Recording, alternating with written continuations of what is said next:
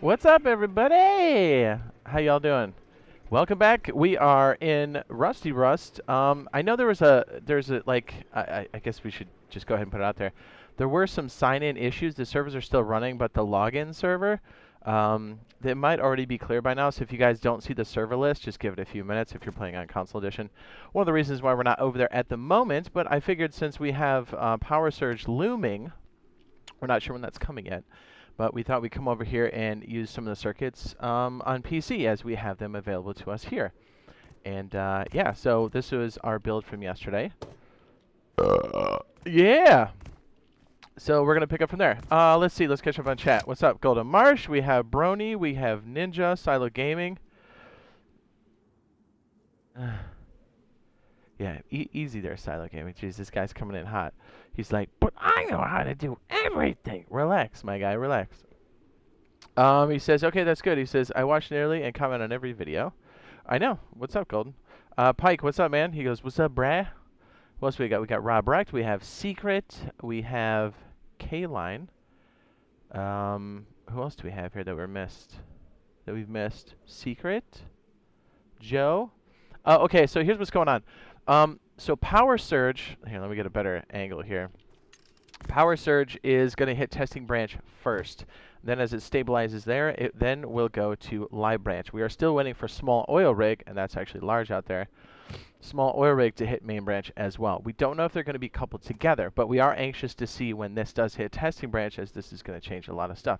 Maybe Schmoil hits first on main branch, and then we get Power Surge, also known as electricity. But it is getting close enough to the point where we're like, hey, there's a lot of stuff that people don't know. A lot of things are going to change. So that's one of the reasons why we're doing this. And you guys have had great questions so far, so feel free to throw the questions up in chat. I'll be sure to read those off. I'll try to answer the questions, the burning questions. And remember, we're here to learn, ask questions, so be nice and respectful to each other. Yes, this isn't a pickle measuring contest. So yeah, this is for the Rust console edition, but we are on the PC, so hey, if you want to play Rust, enjoy it wherever you want. But we are fortunate enough to have access to PC and some of the electronics here, so pretty nice. What's up? What's up, Connor? We have Secret Spaz. He says, hello, my dude. Hello. Says, Jade, keep up the good video for Rust console. He says, you're the best. Peace. Thanks, man. Says, I want power or horses. Yeah, same. Says, you look at the windmills. You like that? Says, I heard the oil is going to be hard on main branch. It's pretty rough. You guys want to see this real quick while we kind of wait for all the questions to come in? We do have a vote up there. Do you guys want to see how to wire a turret? Or, oh, there's a cargo ship just laughing in our face. We have the cargo ship out there. But we do have the vote up there to how to wire the turret or how to do a basic trap setup. We'll do both. It's just which one do you want to see first. So while we have time filling that in, it says, Jay, tomorrow's the update, right? Not as far as I know. There could be small updates that come in with the skin store update. They're usually small. I don't think they'll be major. Who knows? Usually they would kind of tell us ahead of time by now because today's Wednesday. But yeah, it's a little crazy. Okay, so clearly I'm on my own server. I'm admin. I can fly around. I can go underwater. I don't take damage, but I'll show you what beamers they are on PC because there's a rumor floating around. They're like, man, the scientists aren't that hard on PC. Yes, they are.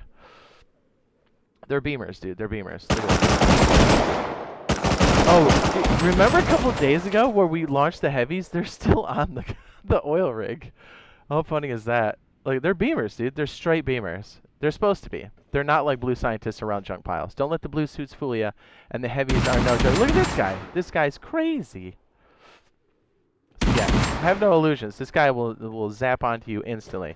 If I didn't have invincibility, I would be... Oh my god, there's three of us. Okay, we gotta go. We gotta kill it. You get the idea. Jeez! Do you see what I mean? Aggressive.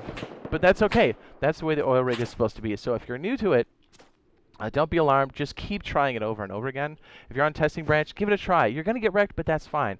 You're going to get smoked by scientists. You're going to get smoked by players, but that's part of it. I think we have a small oil rig tour, yeah. If you want to check it out, you can click on it, add to watch later, or watch it now. It's entirely up to you. It says, we ain't getting cargo on console for a long time. I don't know. Yeah, I would say set your expectation like that, but I've seen some stuff in the background that looks like they've been toying with it for a bit, but we'll have to wait and see. I don't know what the hang-ups are. I would imagine the core hang-ups are definitely going to be memory, as we are, not we, they are. They're adjusting everything for, you know, multiple platforms. You've got core systems, pro systems, and next gens. So it's a thing. It's definitely a thing. Okay, so yesterday, we'll probably clean this up here in a little bit, but depending on what the vote is, looks like we have how to wire a turret. Beautiful. Okay, we'll do that. Well, first we'll do a basic how to wire a turret, and then we will do a build that has the doors open automatically. How's that sound? It's looking pretty good, because it looks like the turret is going to win. Oh my. Oh my. So I have super stacks here, because I'm admin. I can fly like this, so that's why. Don't be alarmed. And I have super stacks like this. These only stack to 5, stuff like that. He says, beamers. Yeah, do you see what I mean? As soon as I triggered them, too, they were up my cheeks the entire time.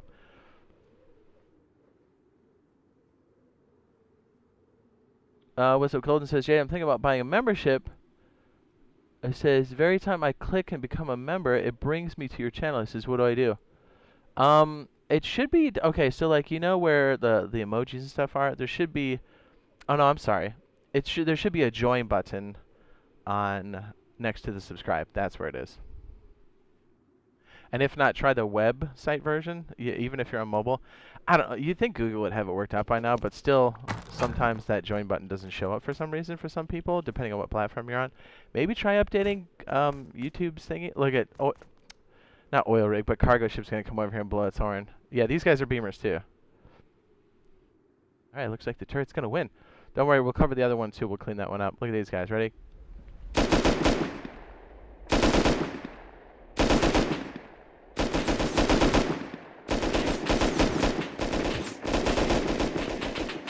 Why must you taunt us? I mean, oil rig and cargo ship are a ton of fun. They're definitely high-end monuments, and they're supposed to be difficult because that's where all the good loot is. That's what brings balance. But the more you do it, the more you'll start to kind of figure out a way you want to do those monuments. Yeah, I guess they're monuments, or events, rather. The oil rig and the cargo ship are just a ton of fun. I'm a fan. Says, I watch your videos all the time. I want to thank you for sharing all of your knowledge and experiences. Says, you and Razor are amazing. Thanks, John Main. I appreciate that. And I will pass it on to Mr. Razor Tube. Agent says, trap base, please. We definitely will do both. It's just which one do you want me to start with? Well, this runs for just a little bit longer. It says, I think caves would make Rust much better. I agree. I know they are, from what I can gather, again, because I'm not a part of that team or anything, it looks like they were prototyping some of that stuff, so we'll have to wait and see. Again, it's a memory constraint because, here, let me show you an example. That's a good question, too. There's one. Okay, so what it is, essentially, when you go underground, if you look at everything, let me see if I can actually bring this up for you guys. Would it be tools? Okay. I will just turn on terrain.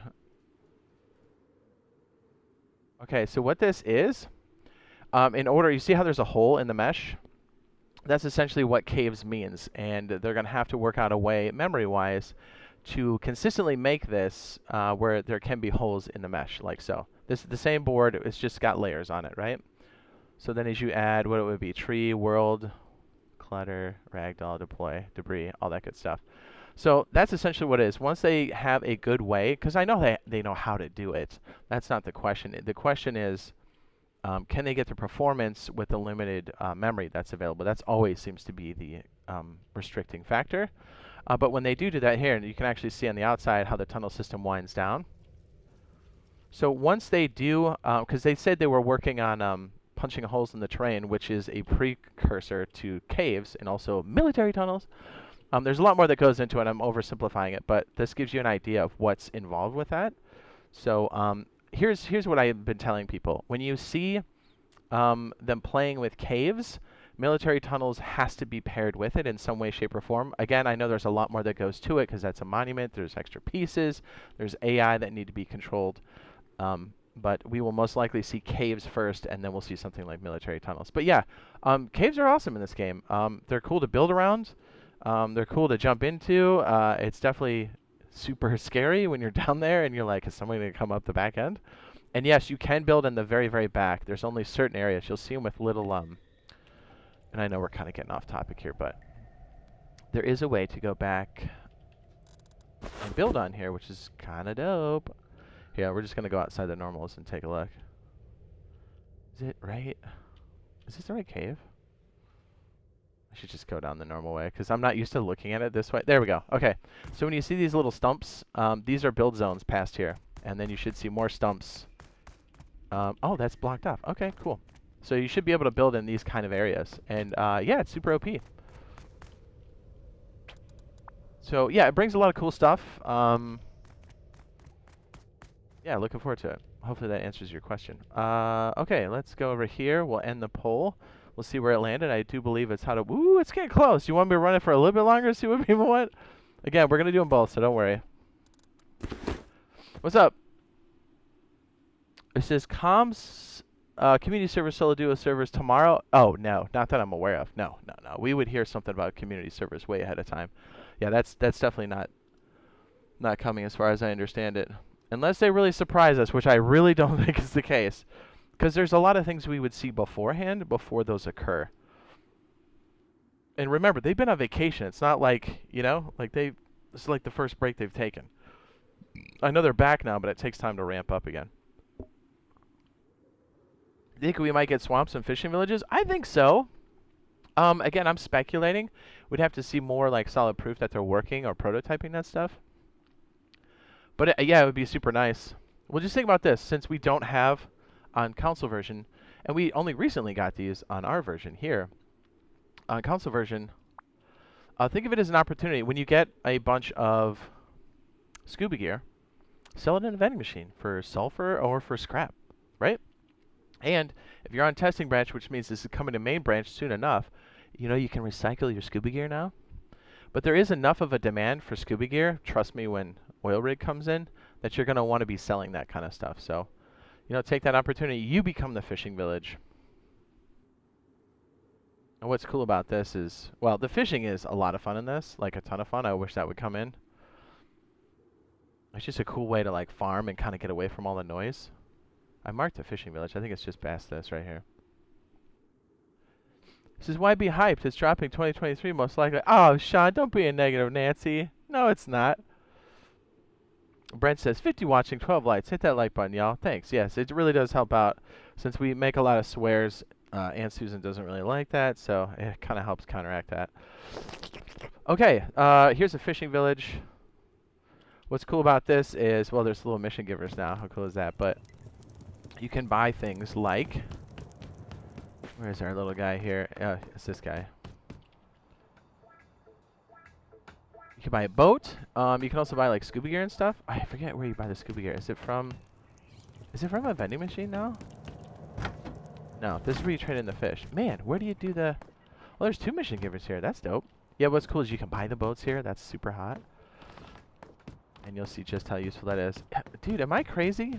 It's this guy, right? Okay. So like right here, you can see some of the prices. Super useful. And again, if we get fishing, a ton of fun. I'm a big fan. But you can see some of the prices here. So like, take the initiative. Like, be the guy. Be the fishing village for now. Especially since a lot of people will be recycling these. These are OP no matter what. This wetsuit is just a nice piece of attire. But obviously, you're going to want these kind of things. And remember, if you're solo and you're trying to get scrap early, man, scuba's where it's at. That video is going to highlight it too if you haven't already seen it. Okay, let's get back there and let's see where we got. We got 60% on the turret. Okay. I think that's what we got for the first round. We're going to end the poll. And then we'll run the next poll for the next segment for the trap base. Let me come up with the poll while we're zooming through the sky here. Okay.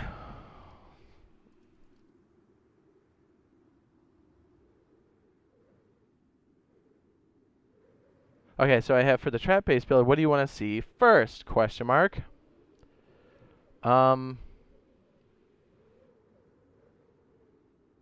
Tesla, coil, trap.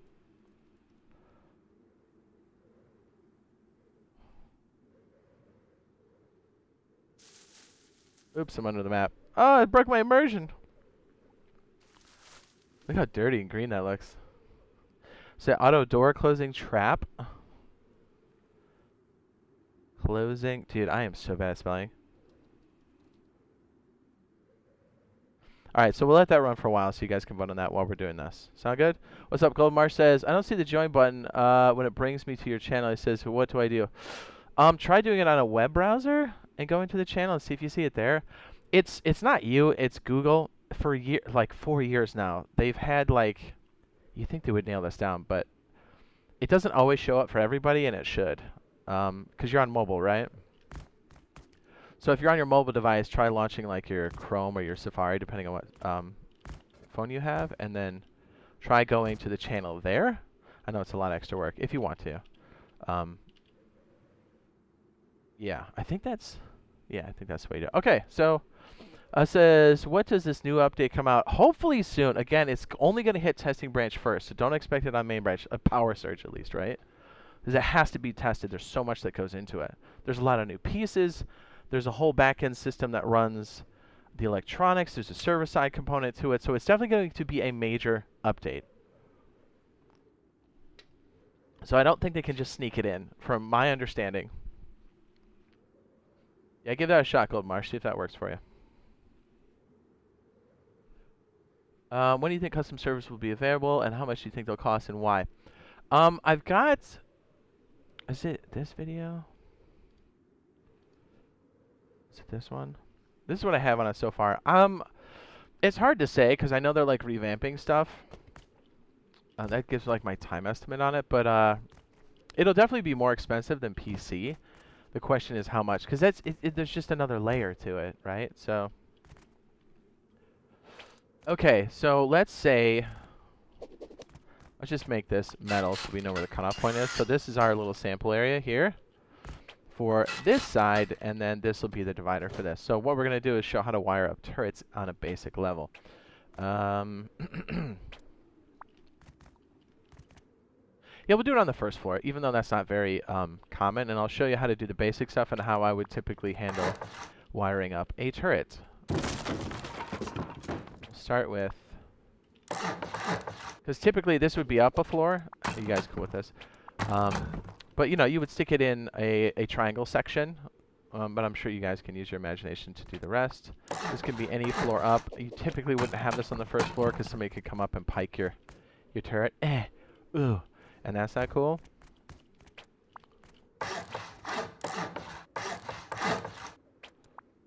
You know what we could do?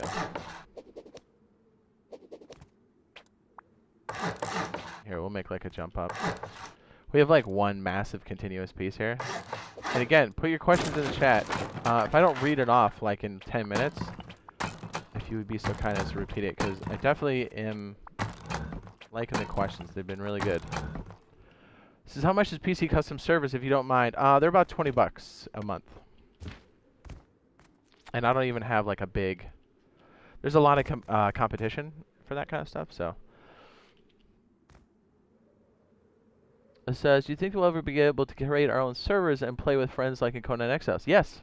Again, the video in the blue box at the very, very top will help you out. Okay, so yeah, this one makes the most sense. Let me go ahead and just kind of go through a little bit of this. So the biggest thing is you can't just put down turrets. And I'm sorry if this is a repeat from yesterday, but we're definitely going to put this into a use case. Before, you just slap them down like this. Boom. Right? You turn them on, and you put bullets in. You're good to go. Now, you have to collect the power, right? It's from something that generates power. So here, you have to use something to combine it together and then put it into the battery, right? It's not enough to just plug it in. You got to collect the power first. It's its own resource. If you look here, actually, we don't have enough power for this one. Oh, this is a good example. So, this only puts out 50 units. Let me go ahead and put this on something dark. 50 units of power, and each turret uses 10 apiece minimum. So you would have 30 out of the 50 running at all times, and the maximum capacity for this is 9,000 rust watt minutes, or RWM. So look at this. So when I turn this on, watch how fast they go back off, because there's not enough to run 30 of these. So if you look at the blue line, it goes to the switch, and then it goes to a splitter. This will split all the power, all 50 of it, evenly across each of these, and then it only consumes 10 apiece, which each of these components will chew up 1 power. So each of these require 10, so that's 30. This is 1, this is another one, so you're looking at 32 maximum power consumption just to run it for a minute. And that's it. So, yeah, we'll wait for this to go up just a little bit further. And we'll build this whole thing from scratch over at the site. But I'm just trying to show you the footprint difference between these. I think it's important to note.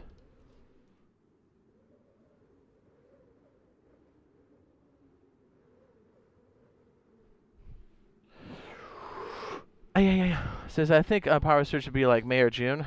Says, what do you think? I hope it's not that late. Says, how much is PC custom servers? I got that one. I just want to make sure I didn't miss anybody else here.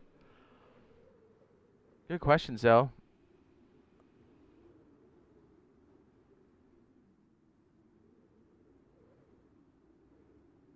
He says, okay, I'm going to get straight to the point. Asks Aiden Ferris, what's your knowledge or when power is going to get added and what date?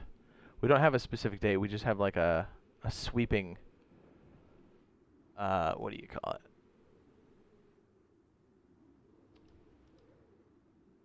Guesstimate based off of, it's got to be soon though. It's got to be, or else we wouldn't be setting this up.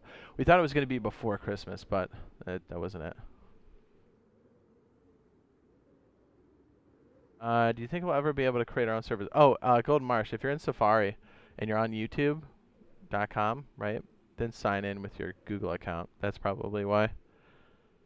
So I feel like this will be somewhere in May or June, Power Surge. Maybe for a main branch, let's see, if it comes in latest January, and if it goes well, it takes usually a month. So we're looking at, I'm thinking like March or April for a full release to main branch. That's a guess. That's a big, broad guess because we don't have any more information. They haven't really said much since they've come back. It says, what's the name for practice shooting? Target practice on console. Okay, so we should have enough here. We have 100 units. So watch, as soon as I flick this on, we are now consuming a lot of power. Look, 32. This can only run for 3 minutes and 13 seconds. We are getting a little bit of power from the outside, so we're actually gaining 46. So you take 32 from 46, that's what? 8? 14 left? Am I? 14? So we're actually only putting 14 in. If we were to take this off and completely cut off the power coming in, we only have 3 minutes and 15 seconds and it counts down. That's for as long as we can keep it on. So not only do you have to power these things, you have to consider how long you can run it for. So 3 turrets is not a lot. So you really have to start to say, hey, we need ways to turn these things on and off. We can't just leave them on willy-nilly. And this is what I'm saying. This is why we're telling you this now. Big groups will not know the difference, and they will keep them on, and you will be able to take advantage for months. Because I still see people screwing up turrets and stuff, or overdoing it on PC, and it's been years now. So since all this is going to be new, guarantee that there's going to be a lot of people making big mistakes, and you can capitalize if you're a solo player or a small group. So see how it's going down precipitously? Now if I plug this in, we're not gaining a total of 40 or 50 units, because remember, we're consuming it. So 32 minus 50, and that's how much we're charging it. So it's a slow charge, but it is happening. But remember, if it goes nighttime, we're just running off of battery power. So don't forget that. Let me go ahead and this will take a second for it to catch up. Watch, the input for this is going to go to nothing.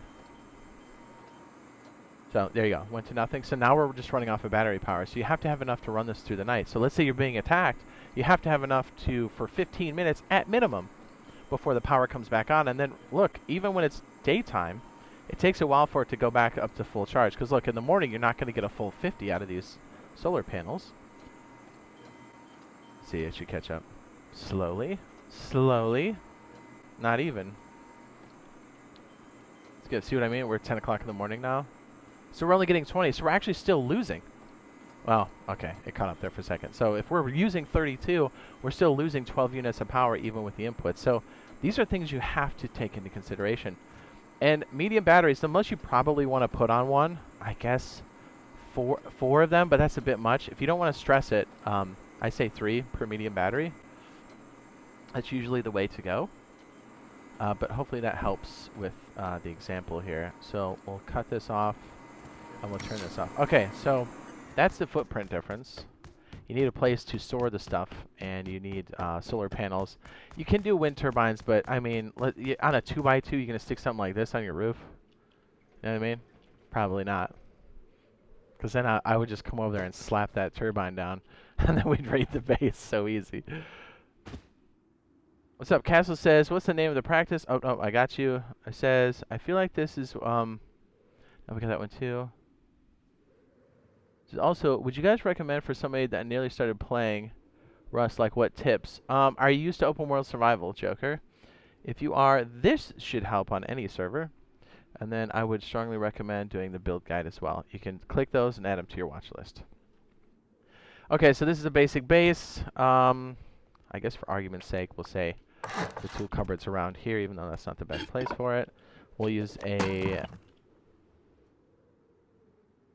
arcade machine to represent the space. Is that under items? It is, isn't it? It is, the chipping machine. So let's just say this is the tool cupboard, because we're on one giant slab. Okay, and again, you wouldn't have this on the first floor, but if you're good enough to get a turret right away, actually this is probably a terrible spot because this is covering it, but you get the idea. You know.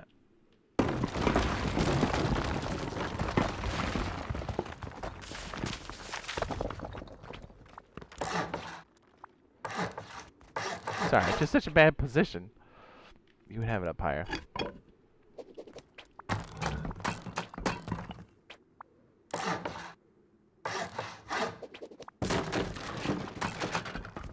Okay, so what you want to do first, well, yeah, we're going to need to make a pseudo roof on this because we're going to need solar panels. Boy! We could do it like this. This way we have cutaways and we can see a little bit better. We're condensing this an awful lot, but that's still fine. What you want to do initially is you want to get 2 solar panels. Whether you loot them, steal them, or buy them at the outpost. Let me prove to you that they are in the outpost. It's kind of the best place to get them. Is it in the back here? Water purifier. Where are you? Nope, that's conversion. Oh, is this it? There we go. Large solar panel. 75 scrap. The reason why you want to find it or buy it is because it takes tech trash, and as you know, high-end rating, you always want to save your tech trash in case you go to C4 because that is such a big deal, or certain components for your weapons. Tech trash is high value. So you really want to find these or buy them. And so you're looking at, really, if you don't find them, you're looking at 150 scrap to get just a standard set going. And here's what I mean. You want one facing northeast, and then you want one facing the opposite direction, so southwest. It'll give you the best coverage. It does matter what direction, but this kind of gives you good coverage throughout the day. And it's solar, so that means when it's nighttime, no juice. All right, so one of the first things you're going to need, since these can maximum output a piece are going to do 20 units when they have maximum exposure. You want to be able to combine these, and you want them to go into one power source. Well, let me show you. You're going to use a battery. Man, this setup is bad, yeah? You know what? Let's just take the tool cupboard out of the equation, because we need this wall, dude. Just imagine it somewhere else, okay? That's not really the point. Okay, so what you want to do is you want to bring the power in to a battery of sorts. The small battery is not going to cut it. Yeah, it's technically you can run one, but it's not that realistic. Like in an actual PvP server, unless you have a special use case and a lot of support pieces, the small battery is most likely out. The one that's affordable is a medium battery. And again, just like the solar panel, you're going to go to the Bandito camp, and you can buy one there too. And I think that one's 75 as well. Where is the Bandit camp? There it is. You can also buy the wind turbine there as well. It's 500 scrap. Medium rechargeable battery, 75. Again, takes high quality. So when you find them in the world, bring them back home. Don't ever recycle these because you'll have a use for them. Or you can sell them for hotcakes. You can also sell them with a lot of extra juice in it. Okay. So the first thing you're going to need to know is you need a way to combine these together. So the first item is the root combiner. And yes, these are very easy to find. Let me just show you on the first workbench here. just how easy. Since we have tech tree now, you guys totally know what we're doing. A lot of these are going to be on the first branch. Is it? Okay, thank goodness. There it is. We've got the switch, the battery, the solar panel, and then it goes right to the root combiner. 9 times out of 10, you're going to find one. 8 times out of 10, maybe, you're going to find one in the wild. So just hang on to it. It's got to use. So the red one, the red rectangle with the little lights on it, is the root combiner. It's exactly what it says. It combines things together into one output. So what you want to do, for argument's sake, we'll make this yellow. So, okay, there's the handle. So we're going to take this little guy and connect it to here. So when it does generate power, which it's not yet, it combines it into one output. It's like a funnel for power. Actually, alright, so this is how you would place it. So more realistically, you wouldn't stick the component outside like this, not the root combiner, because somebody can come up, because you know it's Rust, somebody's going to come up with a sword and just start hacking away at this, right? Because, you know, it's the apocalypse. So really what you want to do is you want to have your root combiner inside. And so the same setup here, but I'm going to try to hide the wires the best I can and put them inside. So think of like this is a surface, right? Right here. This top section, right? See the flashing blue? Whoop. But we're going to do the same thing, but inside. So we can do it on the ceiling or we can do it on the wall. I usually like the wall next to the battery. That's kind of like the way I like to do it. And what I'm going to do is hide the cables the best I possibly can from the exterior. So I'm going to take this. What I like to do is I like to go right at the feet of these, get under there, like in the back, and click once, and then find roughly the spot that's right under there. See how the lines kind of, and then I click here. And then if you look, it just goes into the wall. Like you don't necessarily know where it goes. And then I try to bring it to the edge of the wall. And again, this is all personal preference. But then I'll bring it down to the root combiner like this, and then connect it like that. And here, I'll do it more realistically to the way you would do it instead of flying around. We're going to disconnect this by holding, it would probably be right trigger. We're going to connect this. I'm going to hit it right on the feet. So it's really hard to see. Then I'm going to go downstairs in my little funnel here. We're going to find roughly where that comes in, and then just staple it to the roof, and then bring her back here to the wall.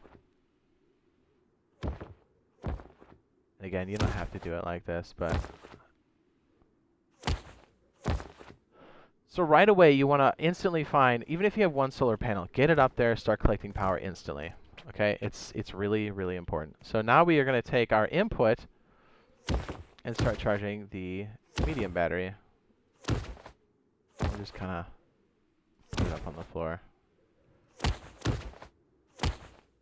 Do the bends make it more complicated? So you can see how we tuck these under, right? So with the little marching ants tell you the power flow.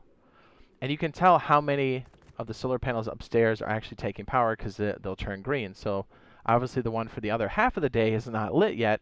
But midday we'll get both of those.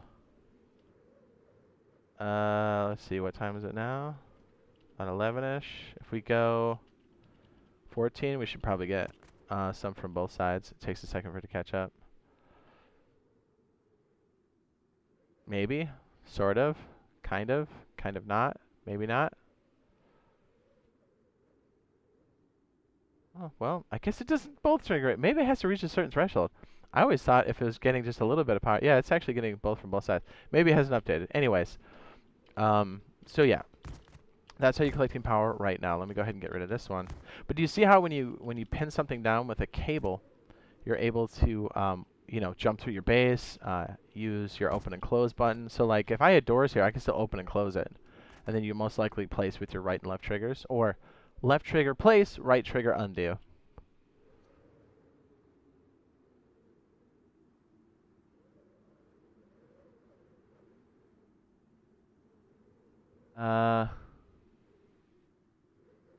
Says would okay, so Cody asks, I'm trying to catch him on the chat here. It says, wouldn't placing one in front of the other block the light? No, it doesn't. But if it's indoors to a certain degree, it will. So when the sun's reaching this, it's simulating it, but it's not that detailed or not that granular. If you want to, for aesthetics, you can flip-flop these, like have this one facing out and this one facing out. But for the most part, we're covering most of the day like this, southwest and northeast, just by the way the game kind of simulates the sun. So immediately we're collecting power for this. So it's slowly going up. But that's good. You always want to be collecting power even if you're not using it yet. And you saw how fast we burned down 100 units of power back here in our example, right? Stupid quick. We're also using 3 turrets, but look at that. We only have 65 units. This will run for 2 minutes. Or not. Do we burn it? Yeah. Minute 58. See, it's going down quick. We have 1 turret, and we have less power, so you always want to run it, and you always want to have a switch on it. So that brings up our next point. This is just good no matter what you're doing. You know what? Let's do, let's tuck this cable in the back here, like this, and then maybe bring it down, because I want to use more of the wall, and I don't want too much of this wire getting in the way. Does that make sense still? Let you know that's going in there. So we don't have anything sticking out outside, right? And the little pieces we have here are just little crumbs, and they don't give you any clue as to what's going on. I like to always tuck them under. And this is safe. The cables are fine. Can people bang on these solar panels? Sure. But it's a bit beefier than you think, and most people, unless they really, really hate you, they're probably going to leave it alone. That's just a fact. It says, can you make a corridor of garage doors, and all garage doors have a switch that close all at once?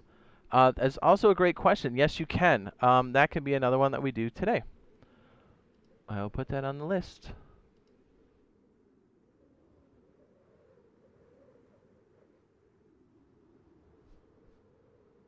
Good question. What's up? Willing says, hello, what's up? He says, excuse you. He says, Jade. Yes. Owl. What do you say? Exceeded says, really dragging this out now. Dragging what out? What are you talking about? Talking to me, or are you talking about the update? Like, if you're talking to me, then I don't think you have the patience for electricity, and that's fine. Some people don't. Just know that you're going to be getting rolled by the other players that know how to probe it. But that's okay.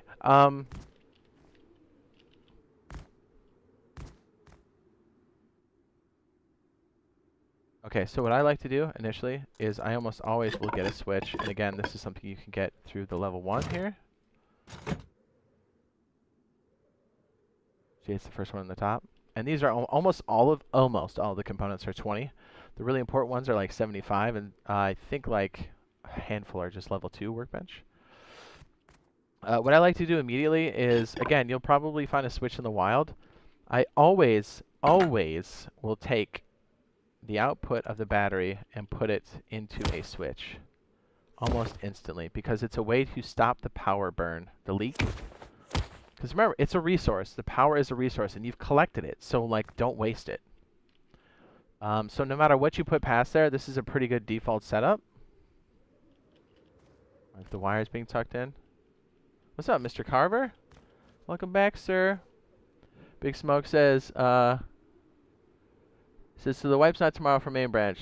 Sorry to blow you up. No, yeah, you're right. Yeah, there's not one for, there is for weekly, just maps.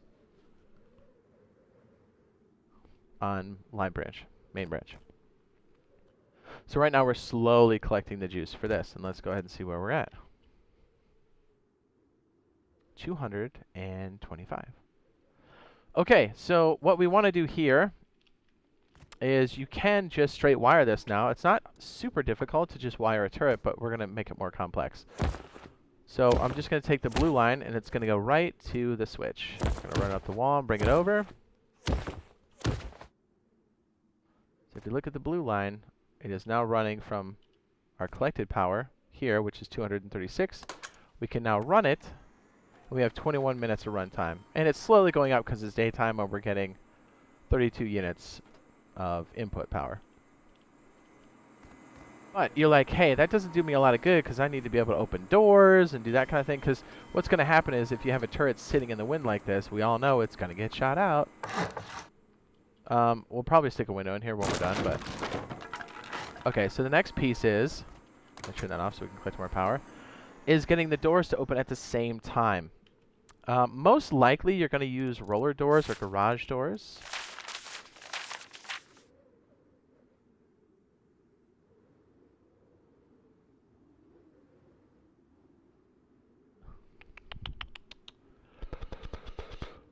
Big Smoke, did you watch the video at the top?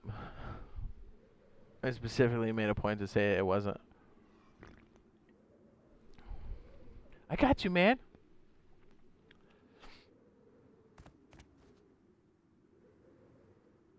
Do we have that up? Yeah, we have it too far up. Okay. Well, let's make sure. I like to have the roller doors. Well, it depends. Well, for our example, we'll have it facing outward. And you know what? We'll make these metal so it's a bit easier to see. But you can kind of hide wires in here a bit easier. I know this is not standard operating procedure. Man, I love electricity. It's so much fun, dude. It's the best. Okay, so what we're going to do is, we already showed you how to do this. We took it right to the switch.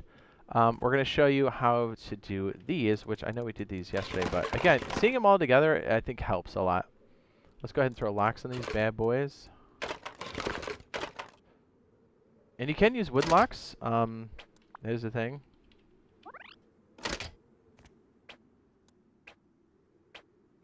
Oh, get outside here.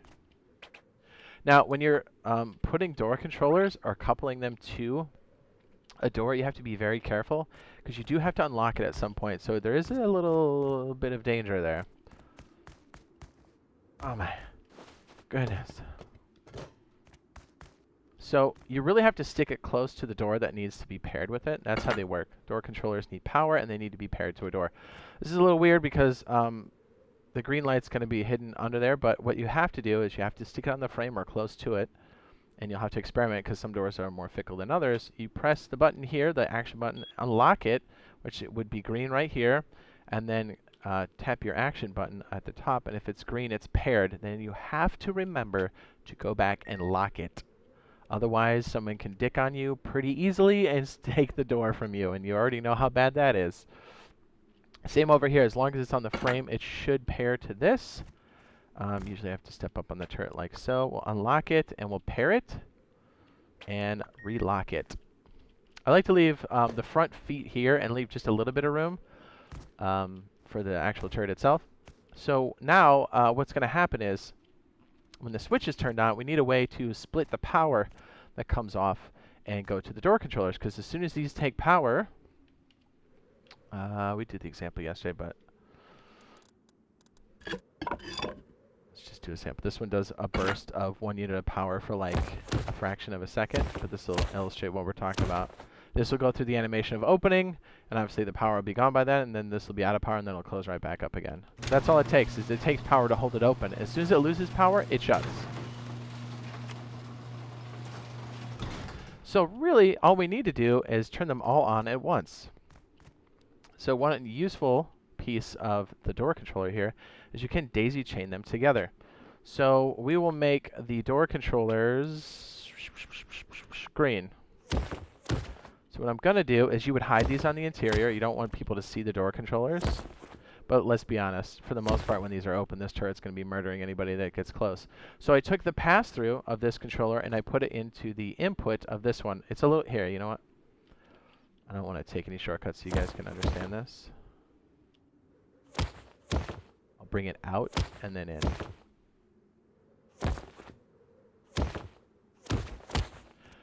So, these can still work together. I believe this will still work, because we found out yesterday this does like 2 units of power, at least the floor one does.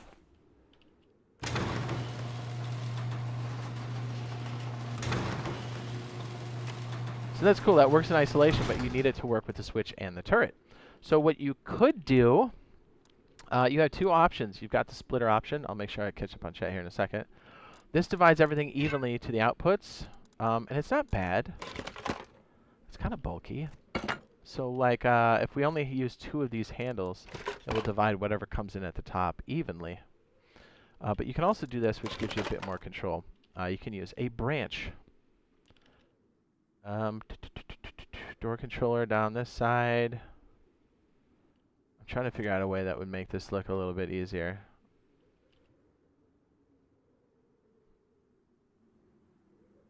Because I don't want the cables to cross. I might be inevitable. You know what? We'll just use colors. That'll help us differentiate it. Okay, so what's going to happen is the power is going to come out of here into the branch. The branch has 3 handles. It has the power input, which is highlighted by yellow. It has the top there, which is power out and branch out. So what this is if you look at the middle and hit the action button, you can configure the power. What this means is the left-hand side is that branch power. So whatever I set here goes out to the left. And that takes priority. So anything left over then goes to power out, which can be viewed as overflow. We know we have more than enough that'll go through, so we can take the overflow and put that towards the turret. So what we're going to do is use this branch out. We only need 2 units of power to go to the door controller. And that's what we're going to do. You know what? Let's just do this. This might make it a bit more realistic. So we'll make, what did we say this one was? Green?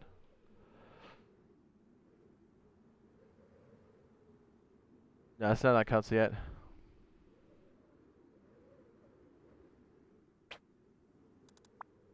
Alright, so to represent the door controller itself,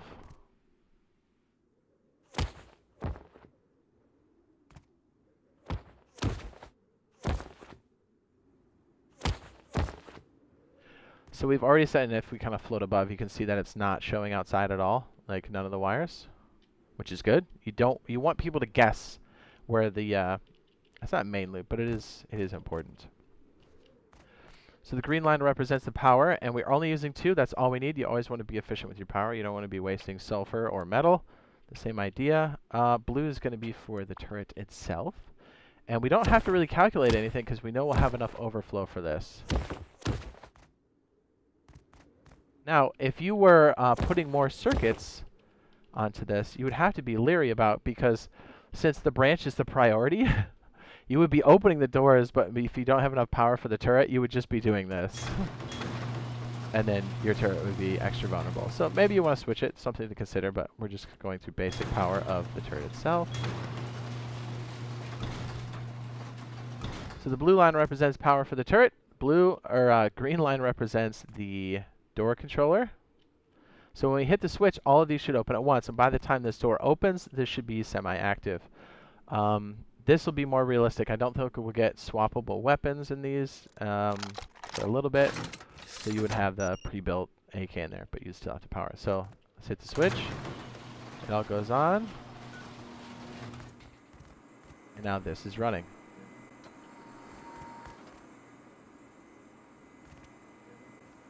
And then more realistically, you could do something like this, which I'm a fan of. It's a bit tighter quarters, but it's definitely, I think, a lot more, you know, you can have a window here so you can see what's going on. And then to replace the bullets, you would shut this off. Right? Pop this off, and then you can actually just jump into the window, then make the replacements, you know, add bullets, do whatever you need to do. And then when you're done, you put the window back on and then fix it up. So you can see what's going on. Now just remember, when this is open like this, people can look into your base. So that's also kind of a vulnerability.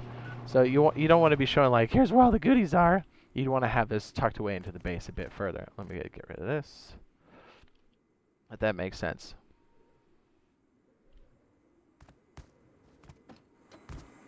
And if you're on the outside, you see how these door controllers are tucked up in here? And this other one's literally on this frame. And you could do that, you know? Like, it would be hard to rewire. You'd have to do it again, but all stuff you can do. If the component breaks, the wire breaks. I would not typically use bright colors outside. I'd use like black on the interior. It makes it a lot harder to see. But let's be honest, if you're this close, you're dead by the turret anyways.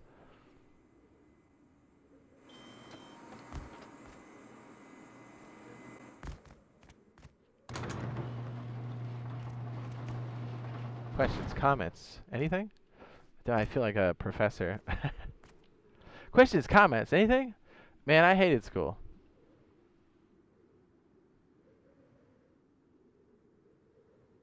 So I can't wait for power. It's gonna be so sick. So not everybody's gonna have turrets or just able to place turrets in front of your base without power. Ding!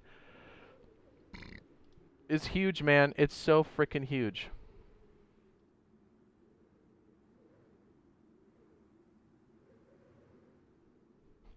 And think about it. Here's another thing you can do. If you are doing a fob, you can set something like this up just on the roof, right? Because it doesn't really matter. You're not going to be there that long, so you don't have to necessarily protect it if you don't want to. But if you already have a pre-charged battery that you've started since day one, you keep getting batteries, you keep charging them up. Because once this hits 9,000, you should swap it out, right? Let me show this one here. So then you would save this battery because you can pick it up and it will keep the charge. There'll be a little bit of durability, but if you slap it with a hammer with some high quality, you don't have to pay the high-end stuff like Tech Trash. So it's worth your time to charge batteries when they max out. There's a simple switch for opening up the turret and giving yourself some control. And you see how, like, when we've got this on, we're only using 13. The input right now is 39, so we're still actually gaining. So we're just getting more time on the charge left. You see it's 42 minutes and 17, 18, 19. It's just going up, and that's good. So, like, this is a basic base. This is 2x2. If you've got one turret outside, you've got a lot of control in the front. You might piss people off, but that's Rust. You know what I mean? And so when you don't need it, turn it off. And then you're just getting more gains. This is more than enough time to survive the nighttime. And what's really cool is even when you have... Wait, what's another good way to do this? Hang on, I'm thinking. We'd have to put it on a memory switch. But you can do things like... I think I'm getting way ahead of ourselves here. You can have something like a RF transmitter. Did I just spawn a freaking pick? And this is all in-game. This is stuff we're definitely getting, as far as I know. You can have this activate the door. So if you're coming home, let's say on a boat or something, you can have the door open. Obviously, we don't have the circuit set up for it, or even just opening like a boat bay door, so you can get back in. Because you know how people camp the outside of your boathouse. Anybody playing on Testing Branch, playing Oil Rig, knows what we're talking about. You will murder people in game for boats. You will camp a boathouse just waiting for them to come back. So having the ability to open a door a little bit ahead of time, and then coming in, is definitely a thing. Boom. So it holds power when you pick it up. He says, WTF, that's sick. I didn't know that. Yeah, so a good example, I think we have a couple over here that we've already charged up. Maybe not. Weren't we speed charging a couple of these bad boys? I think we were. Oh, we used them all in the example. Boo! But yeah, so like, if you get a bunch of batteries, just keep holding it. See, this one's fully charged now, I bet. This is the overnight. Yep, okay, so like, I can pick this one up and take it with me. And so it's got 9,000 Rust Watt minutes. Boom. So, excellent for raiding. And you can just stick it in a box. The only thing is, you just want to make sure that... Did we unplug this? I think we did. Did we? So yeah, you basically can store power in a box at that point. What's up, Sherman? Says, how's it been, Jay? It's good. Says, I've watched so many power surge videos, I have so many ideas. I'm immediately gonna make a fully electric base. There you go. Bravin gets it. Dude, it's so useful. And then when they add farming 2.0, it's gonna blow your mind. You're like, dude, I can automate more of this. And you'll see what an advantage it is, because we're so used to just eating food, right? And, you know, you plant the seeds outside, no big deal, right? But when Farming 2.0 comes out, you have to nurture that stuff. You have to water it, give it light. And how do you do that? With electricity. And you need to collect water, too, like a resource. Fresh water will become a big freaking deal. You can make scrap with it. You can buy anything with scrap. You can buy more weapons, grenades. So farming is not to be scoffed at. If you can embrace it, you're going to be well ahead of the game. Even if you got a small base, having 1 or 2 crop lights is huge, just for recharging your, stuff in your face, sitting in a chair, and then running back out into the fight. We take it for granted now because we can just plant anywhere, but this is a good precursor to that. Is this on console? It's going to be. Since we know it's looming for testing branch, we don't know when. We thought we'd be on PC and check it out.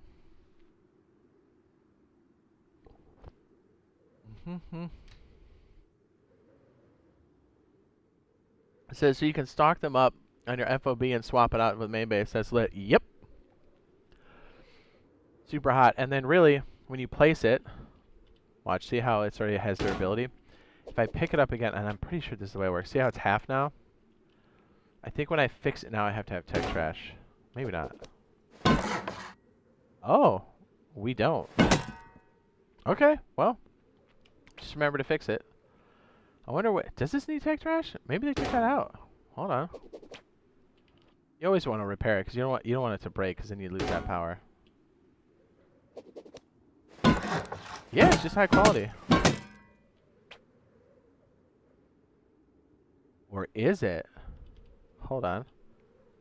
How come it didn't let me go the last little bit? Oh, it did.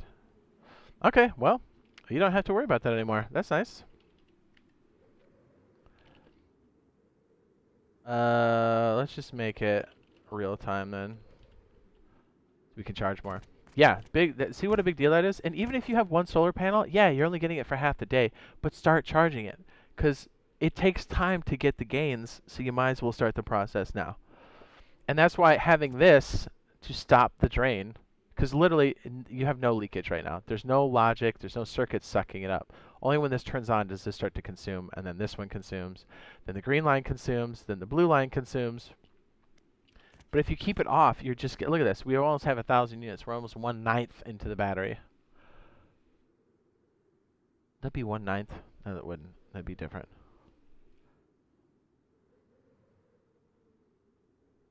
So that'll be all over the farm update. That one's super fun. You could just sit in your base and grow scrap, basically. You live next to the outpost, the bandit camp, I'm sorry. You can hot swap that bad boy all day. This is how would power work for splitting it up into multiple turrets, as in using multiple splitters? That's a good question. You would have to have probably the most headache-free way to do it. And again, this is just one way to do it. You don't have to do it this way. You would probably want to have multiple batteries. You really want to keep roughly 3 or 2 per medium battery, like we did here. Where the hell am I? Like this.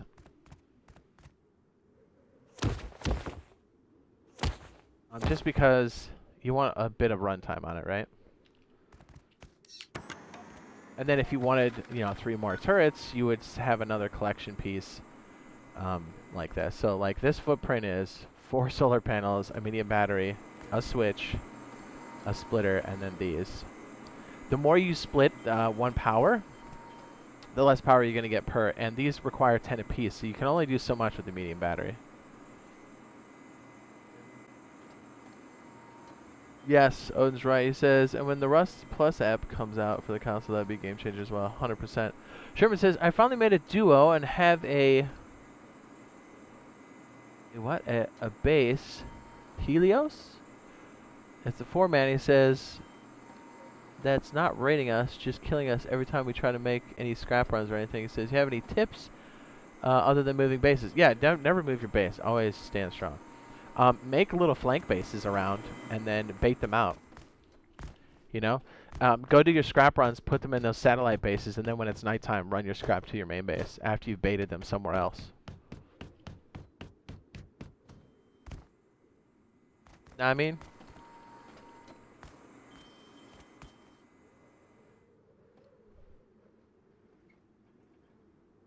Alright, so that's the basic way to run a turret and also have automatic doors to open with it.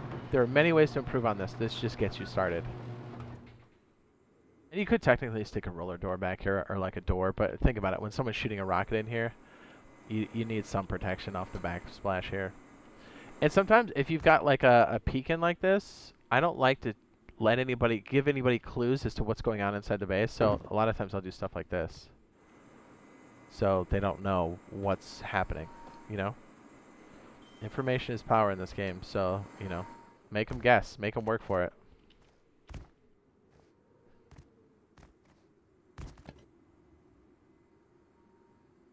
Bam.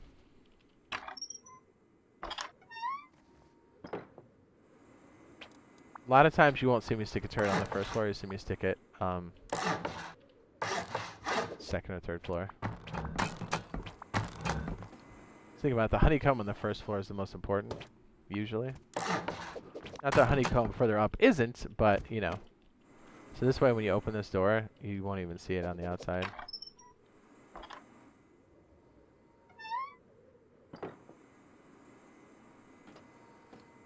Yeah, so this unit would typically be up one. But, I mean, if it's a raid shack, okay, we'd do something like this. We'd keep it just one floor. Lots of different ways to do it. Says, how much damage does HV do to electronics? Good question, sir. Let's test it out, shall we? What a great question. Let's make a wall and smack the shit out of it. What do you say? Okay. It's for science. Clearly, it's for science.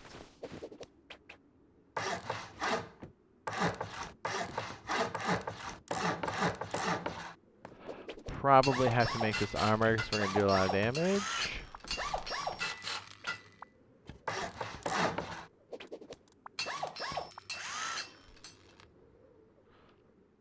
Let's put...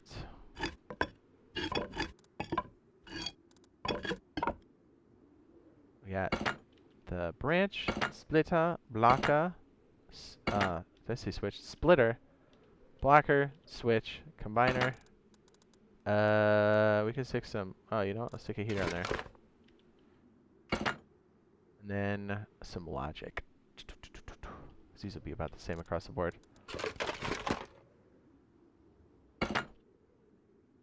I think they all have 100 apiece, if I'm not mistaken. I don't think I've ever tried HVs on these. But, you know, they're a lot more accessible because we have... What do you call it? Tech tree. I was like, what the hell is that shit called? Excellent.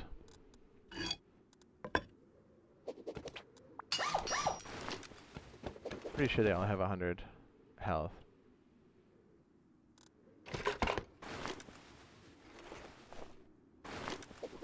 Well, anyway, here we go. HVs, here's one. I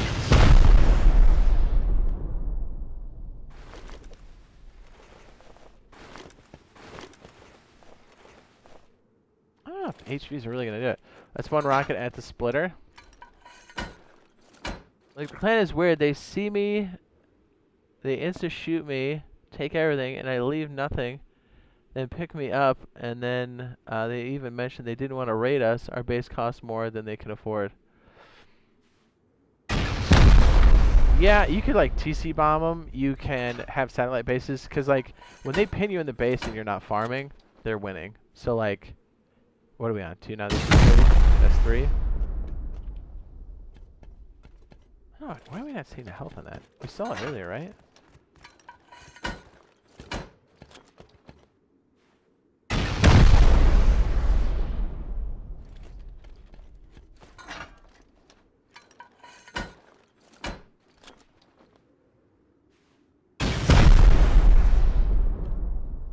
Oh.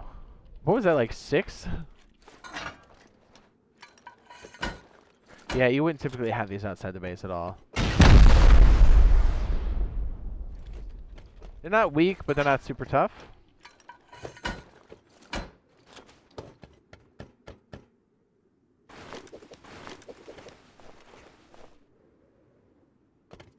Yeah, when I pick it up, it's going to do damage to it.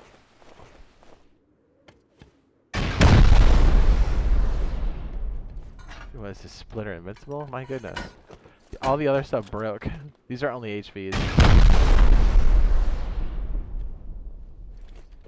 Reload.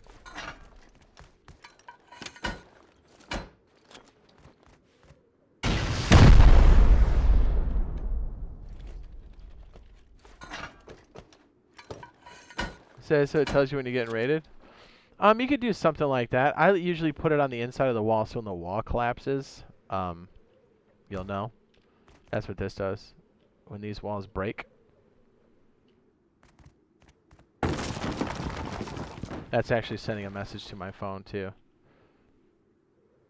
So that's raid protection. That's offline raid protection. You don't have to be in the game. If we have Rust Plus, which is the companion app, it will literally send a message to your phone when you're offline. It's saying you're getting raided. And our message is what? Wall breach or something like that? Yeah, wall breach. I can't spell breach.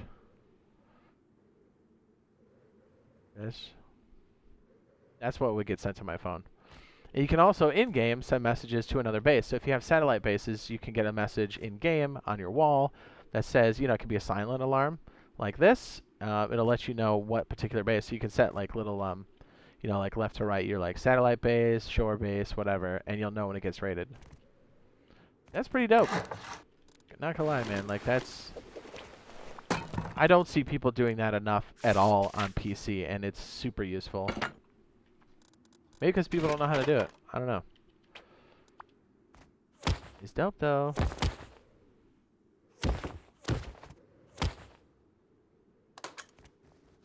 So any of these walls break, that alarm's going to go off. That's offline raid protection to the max. You can do it with branches as well.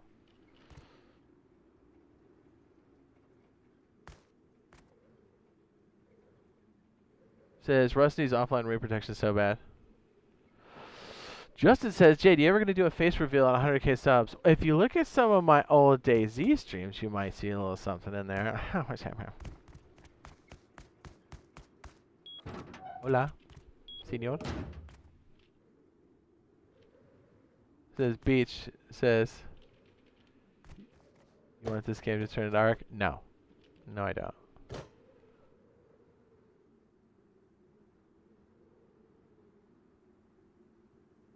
Would it work on solo? Yeah, offline raid protection is dope. And again, this has been out long enough on PC that I don't see enough PC people doing stuff like that. Like, we'll do it. Like, our main core will be wired up as soon as we have the power to run it. And we'll have some solar panels on the roof. And we're good to go on this, because this is running full time. It takes 17 units of power. So even if the power goes out, right? Like, let's say you lose power, it will run on its own for almost 10 hours. But this will constantly be plugged into your solar panels. So until somebody destroys it, but even if somebody does destroy it, you'll know about it because it'll go off. This will be on the interior. And so it's constantly feeding it, and it's just using 17 units of power. We're covering a 3x3. So it's manageable. And the reason why I say solar panels is you don't want a big footprint. You don't want this. You don't want a bunch of these on top of your roof. You know? It says, I'm rich. Power Surge should be one of the next updates for testing branch. And then it will go to main or live branch. Main branch. But not until then. Dude, is this thing freaking invincible or what? I don't think I've ever tried to slap a...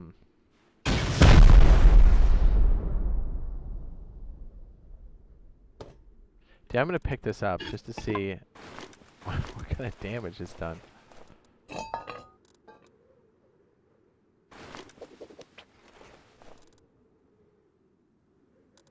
Oh, it's completely destroyed. So it was close. We were close.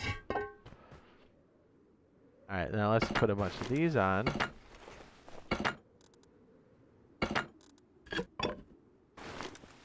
This is going to get smoked. And then what do we have? We had the heater. We'll hit it with the normal rocket. Of course the normal rocket's going to poop on it. Right? It's going to poop on it. Hold on. Windows is being annoying. Hold up.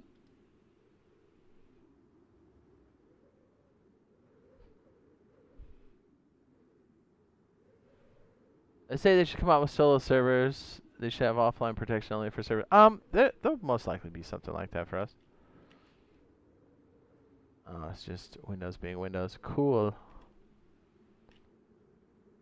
Alright, let's put some logic out here. And We'll stick a battery in the way too. Why not? Stick it off to the side. Yeah, as you know, rockets just shit on everything. Didn't you know?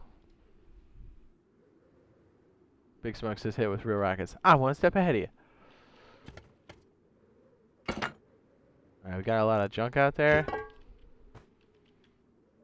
Let's poop on it. Then we could be real dicks and drop a MLRS on it. I know that.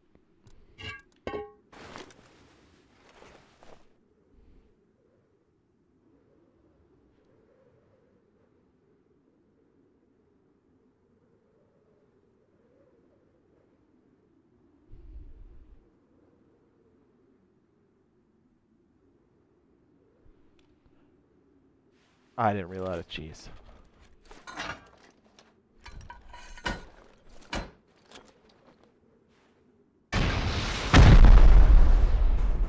Surprise! The rockets pooped on everything. It's surprising the splitter survived that. I feel like that's got too much power. It's gotta kill it. Okay.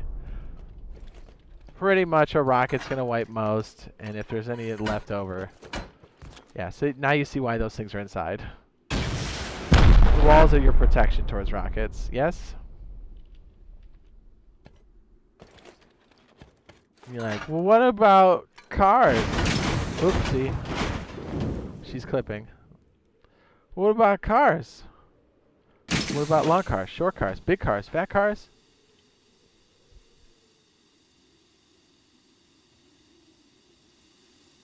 Oh no, I think I'm gonna crash out.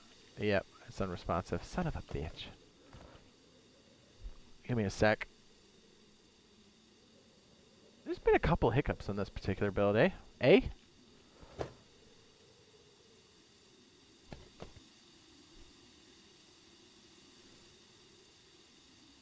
This is that with pummel shit. Yeah, but all the more reason why you don't stick them outside. It's just, you just don't.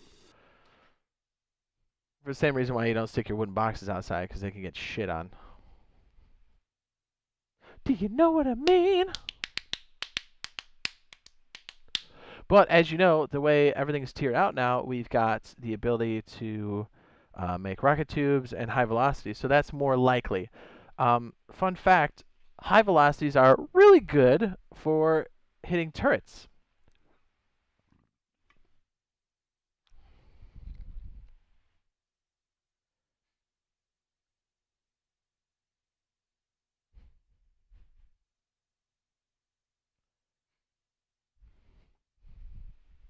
When is Power Surge coming? Not soon enough.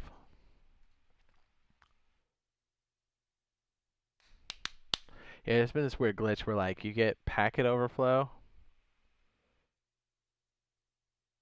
and you shouldn't.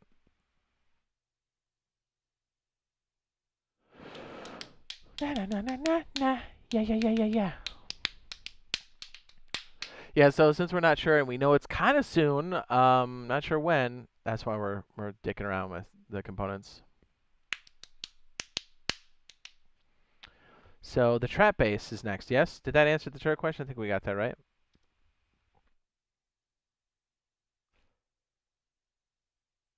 Okay. We have auto closing door for the trap base. For the trap base build, what would you want to see first? Auto closing door with turrets. 3 HVs, a turret. Yeah. And that's nice, dude. Like, that's doable. You just need some pipes, and it's nice. Like, it gives the ability for people mid-game to, like, peel back and, like, make an approach on a larger compound. It doesn't just shut you out. It gives you different vectors to attack with, or opens up vectors for you to attack with. Braven, thank you for the super chat. It says, I'm taking a dookie right now. Nice, dude. Just let it fall out. Don't push, all right? Thanks. I appreciate the support. The $5 holler from Bravin. Let me see. I will bring it up on the main here, and we'll pop it again so everybody can see it. Says, you made nice videos. Thanks. I still make them.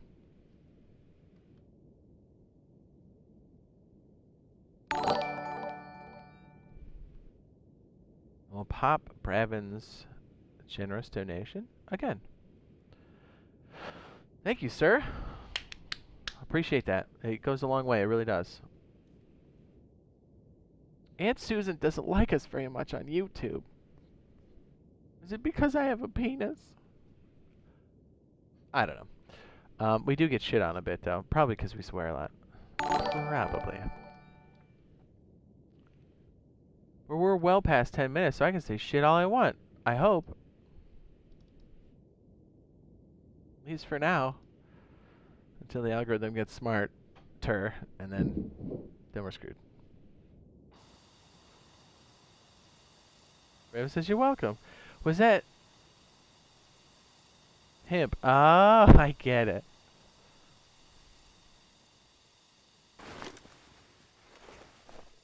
Backflip.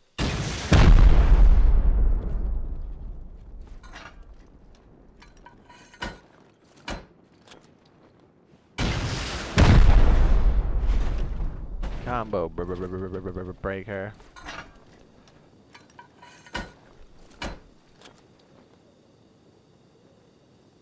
Says they need to make hollow sight craftable on T2. So I just want like a 2x3, maybe 5x servers because I'm tired of building a base with some people just offline rating me. It says it's annoying. I was so happy playing this game. I bought it when it was released.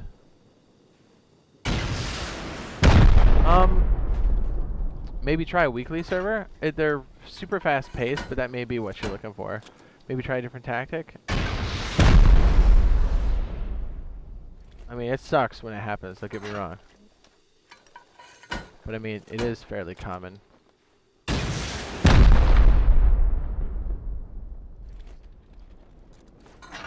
I'm gonna have to dump this on the map because that is a game-breaking amount of shit. Just in case somebody signs into the server and is like, 100 rockets, let me wreck everything. Okay, so next piece is the trap section. We can probably rebuild it out here, yeah? Yeah. Boop. Boop.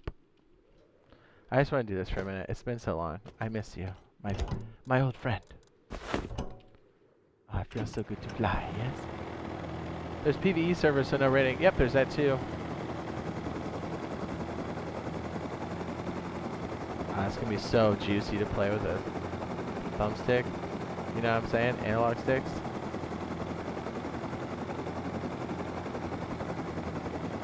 Yeah, fly by and get smoked.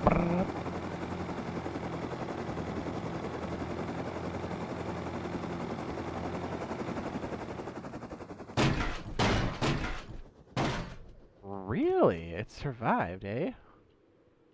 That's incredible. It's probably close to broken. Or is it broken? Is it broken? That was weird.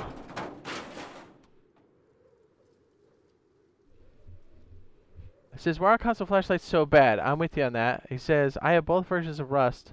Console flashlights barely reach 20 feet. PC flashlights light up the whole grid. Says they really need above flashlights. Yeah, it's because they're the layer, the effects, the way that's built up in the game, has been cut out in a way. Or not cut out, but it's built up differently on the console version to save like memory. So I'm sure they can make some tweaks to it, but that's why it doesn't look exactly the same. Because we don't have like real-time shadows. Not on everything, at least.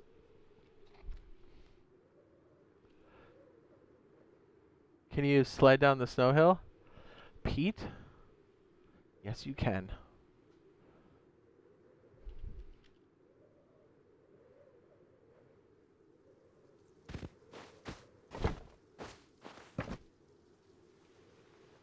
Whee!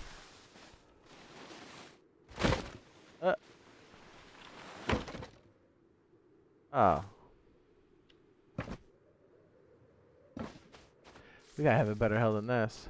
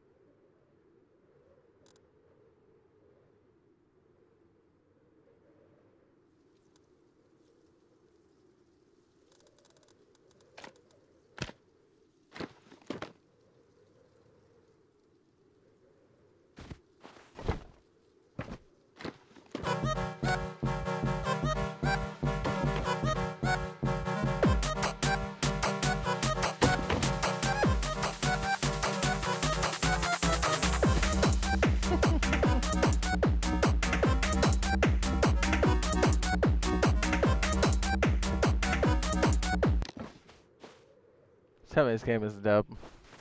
In the Couch Edition, there's PvE. Says I never saw it. It's on testing branch right now. Jeez, I threw 90 high velocities on the ground. Yikes.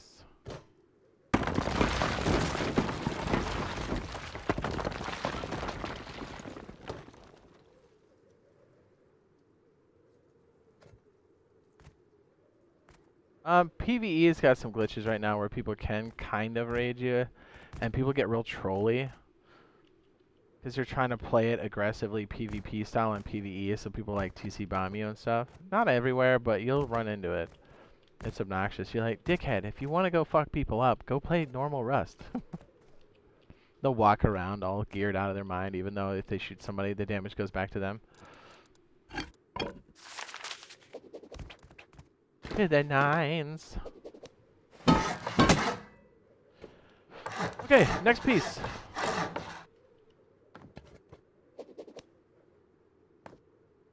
We'll give ourselves a bit of runway here. Does it actually fit? Does it fit there?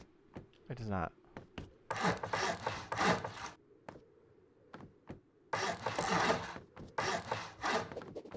To the nines, my dude.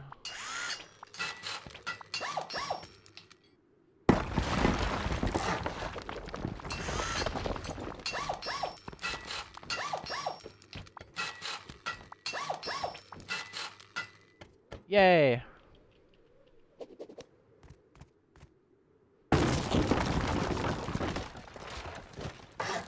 No. I got all these jibs everywhere.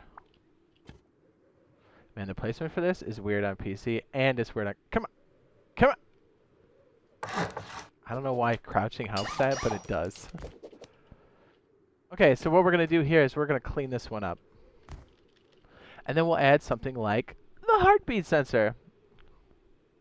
It says there isn't PV servers on Rust Console Edition. Yes, there is. They're called Builder's Paradise.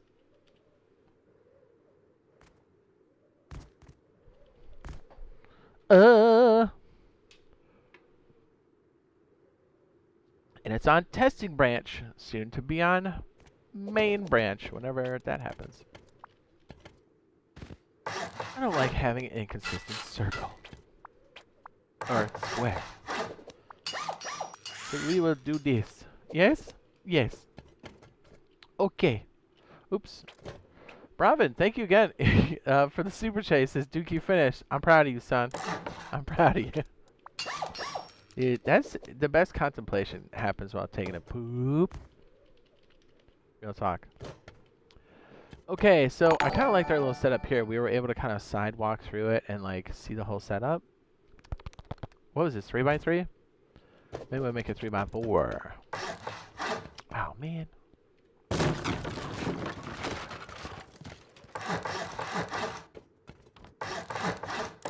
Ooh, that works.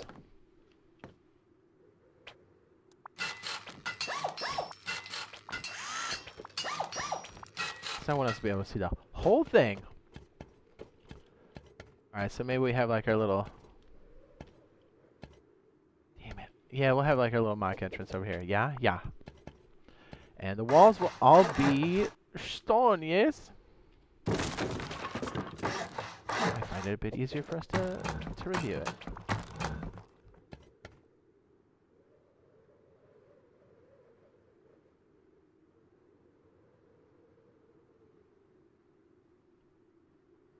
That's beautiful.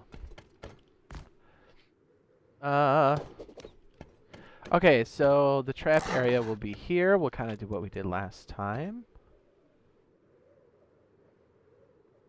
Yeah, this makes more sense to have it here. We will probably stick a window there. Sure. Or we can have electronics here.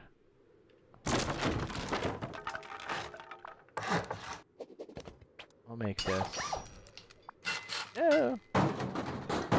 Says, do you believe Oil Rig will release on weekly servers before the monthly? No, I think it'll all be at one time. That's how they've done it in the past. I don't see why they would change that now.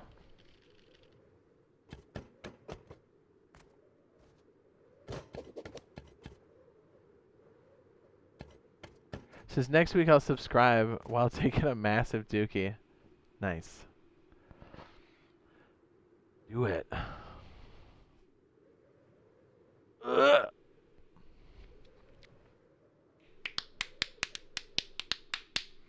Okay, so the next poll was this, and then we'll condense this,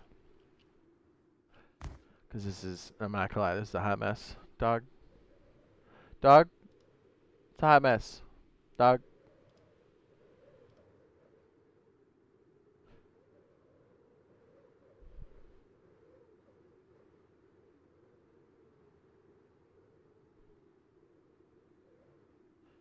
Hold on, sorry. No, I didn't do. I might have to grab a snack or something, dude.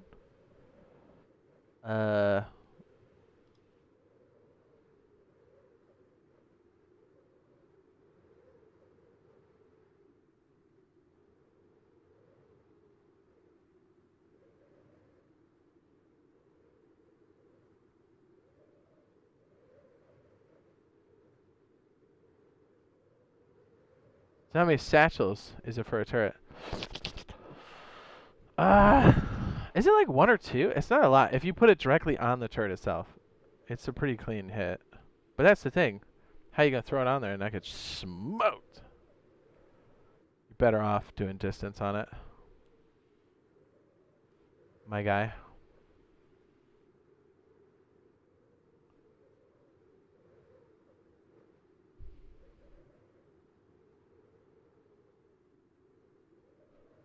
Bang, bang.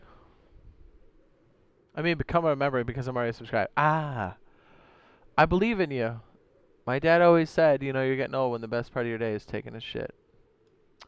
Wise words. Wise words. Okay, we're going to take this hot mess and then put it over on the other side. We should probably have a battery charging somewhere. So let's go ahead and do that.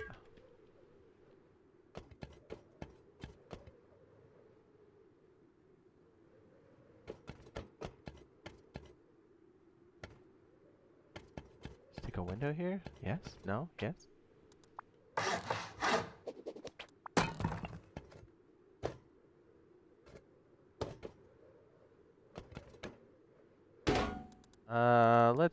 I don't know, let's get crazy with it back here. Hey?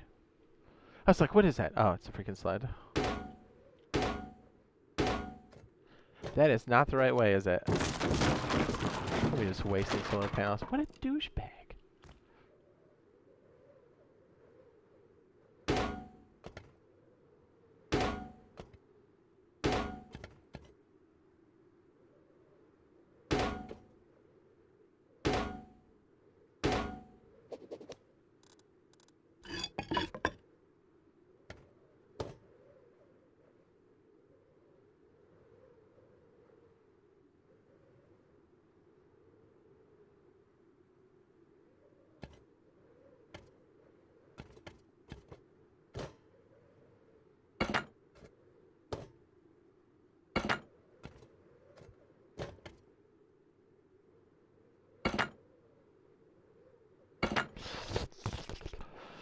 Okay, let's make one direction.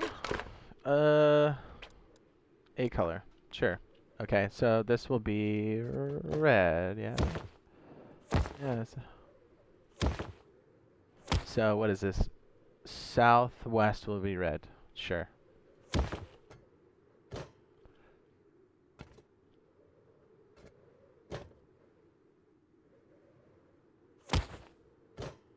Is it on this side? No, I always forget what side it's on.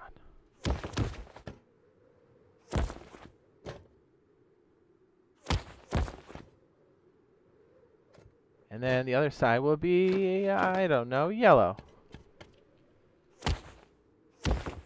So northwest, northeast. Yeah, I knew that.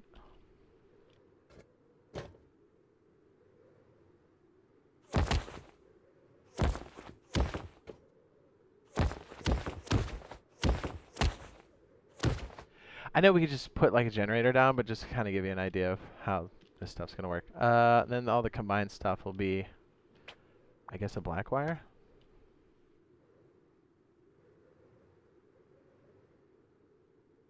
Oh, am I off one?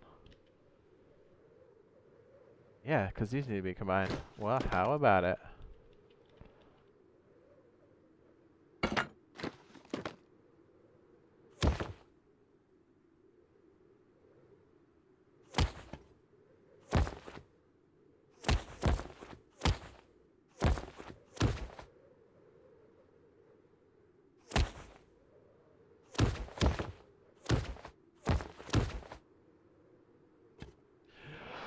And then we charge the battery. This will charge it pretty good.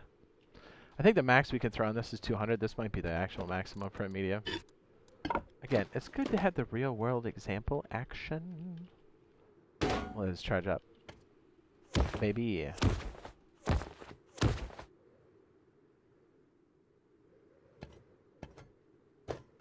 Yeah, 20.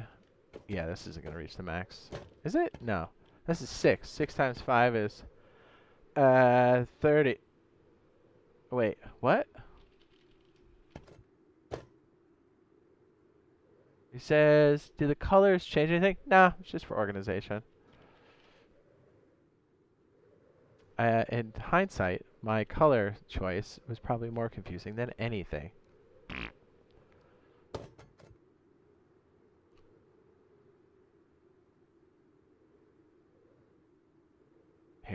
Here's what we should have done. Yes.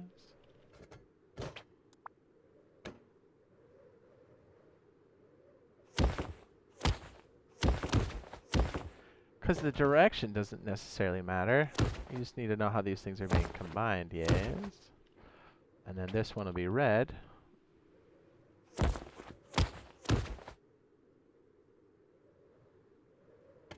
And then this one's what? Green or some shit? Wait, no. So, is it yellow and blue makes green? Yeah, yellow and blue makes green. How do I not know that? What a dick.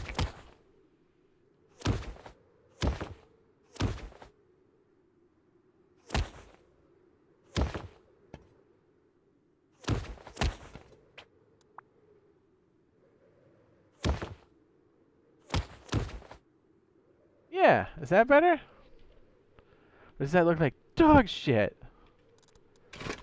I know, I'm such a weirdo with this stuff. I do the same thing on like a live branch. I'm like, let's get stupid. Like, really stupid. Yeah, I might need a snack. I got the old tummy grumblies, yeah? Come in.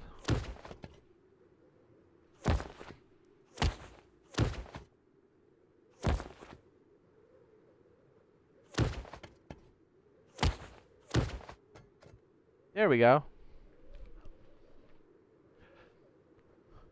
Can you call in the attack heli? No! Yes! 4 stacks of ammo for what? 5.5? You probably would have used less to shoot a...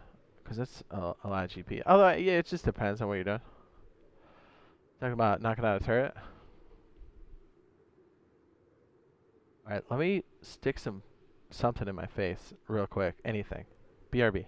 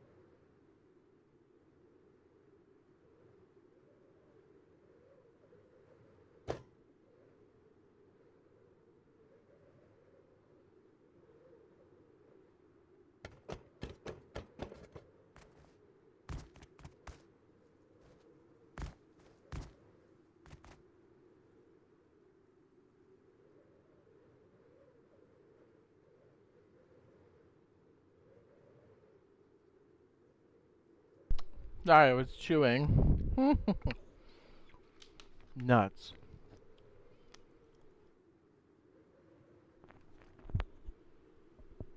Ah.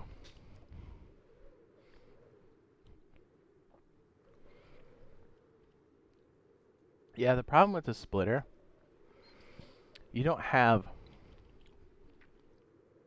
granular control. You would actually make it more complex with a splitter for something like this. I can pare this down. I'm actually looking at this to see how we're going to pare it down. We did this on the fly yesterday. I didn't have it like pre-built in my head. We kind of just did it.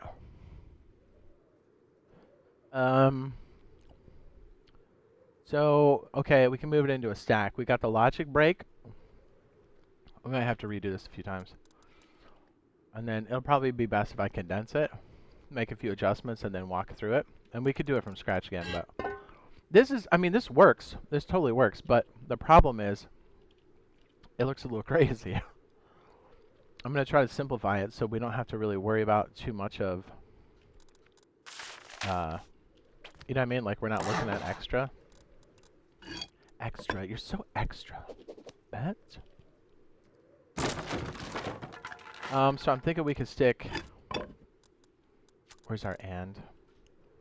We'll do more than one. Where's the other one? 5? Get it out of here. You don't need this. Okay, so in order to make this a bit clearer,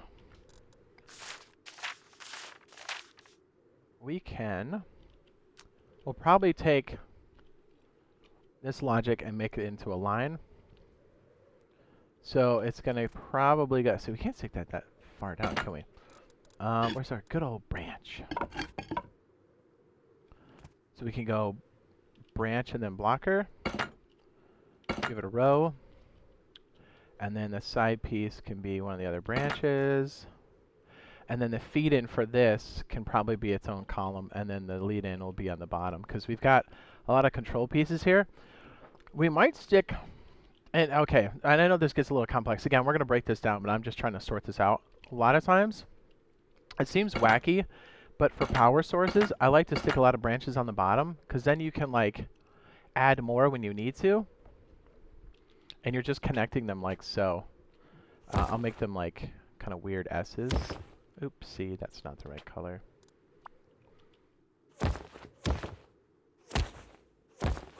Just so you can see the connection. But you can just connect them normally. So all this is doing is this is just feeding the line. And it's going from left to right. That's it. That's it. And so each of these little outputs can be its own power. And you can set them by hitting the configure. And if you need more power at the end, you just add more and then loop them together.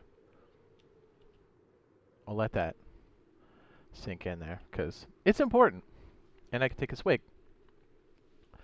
What's up? Gaming says, I take that as a no. What did he ask? He says, is Power Surge live on P2P? Not yet.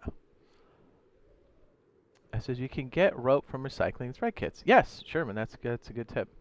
Any more? He says, hey, Jade, looks complicated. I'm sure I'll get it after trial and error. Yes. And hopefully a lot of the walkthroughs that we'll have for you as well. Yeah. Good stuff, man. What's up, baby? Hey, sorry, I took like a little snack break. Hang on, I got a tinkle. Watch this. Yeah, because remember, there's 3 inputs on a branch, and this configuration is just showing you how to create a power split. So really, the input would come in from, just make a,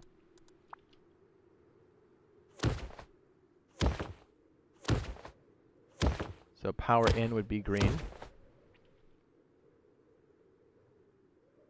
And then any output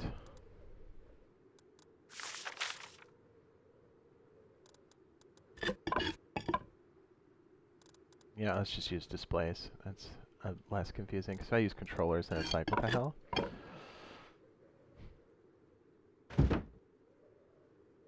And these little displays can be anything. Then the output is the blue. It's always the left side of the branch. And then you can control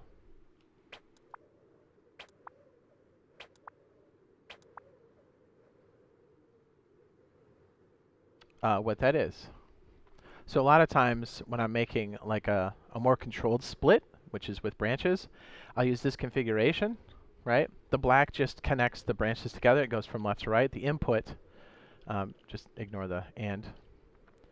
The input would be green, and then you can go on each of these and then set different values. So this first one would be 2, the next one would be 4, this one can be 12, and then this one can be 3. I'm sorry, 3. Not 13. I'm sorry, 3. So then you've got more options. Excuse me for that. Matter of fact, let me do this, since I'm going to take a tinkle. We'll actually take an output like this.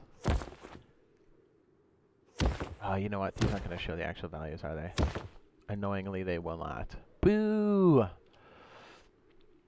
Well, just know you can have that out. But yeah, let's just go back to this example because this is a bit easier to read. They changed the way this works. They used to show like the actual power on the line.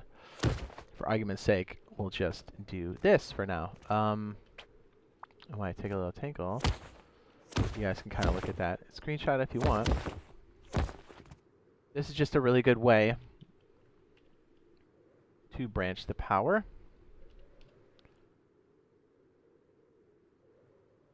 So green represents the input. And then if you just kind of go, I usually put them at the bottom, like this. The black lines just connect the different branches together, and then you can go on each branch and set the power. And just know that the black takes the remainder and puts it back into the other branch. And then it subtracts whatever you have this one set as. See this little handle here? So if we have, you know, if I set, what is this one, 4? The 4 will come out of the yellow section, and then whatever's left goes to this handle here, dumps it out into the back of this branch. Then whatever this is set as, which is 12, it'll subtract 12, going out the yellow side. The remainder goes through the black side, back into the last branch. And so it's like a major split, or it's a standard splitter. Does it evenly, and you only have 3 outputs. And sometimes you don't want a node to necessarily be an even split. You know, like, because this red line here, we only need 2 units of power. So it wouldn't make sense for us to take 50 and split it and then throw like 20 at, I'm sorry, like 15 at it. Is that right, 15? We only need so much to go to that particular splitter. It's just being more efficient with your power because it is a resource, 100%. It's easy to not think about it that way, but you really need to dial that in because it's just as valuable as sulfur, scrap, or anything else, or bullets. BRB, 1 sec.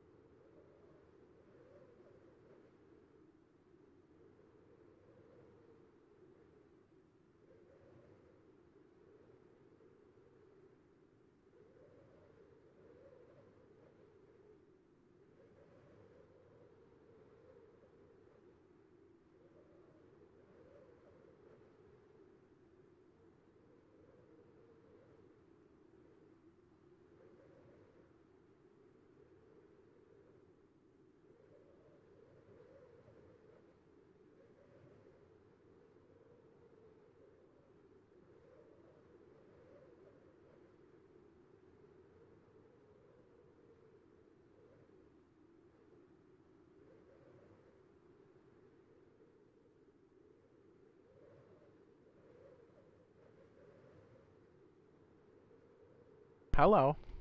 I know we're kind of all over the place on this. I'm trying to condense this. I guess think about this. In a way, we need more real estate here, hey? In a way,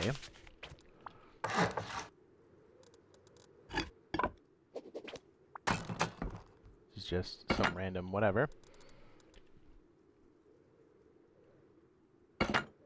So in this case, so using a splitter is the same idea. The outputs being blue, right? Right? It's the same idea. I know this is a bit easier to understand.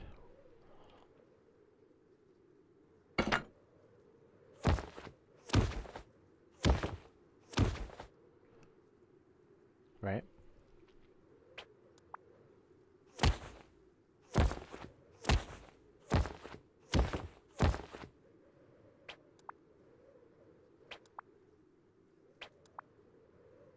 So if you look at this example, I'll probably bring this a little closer.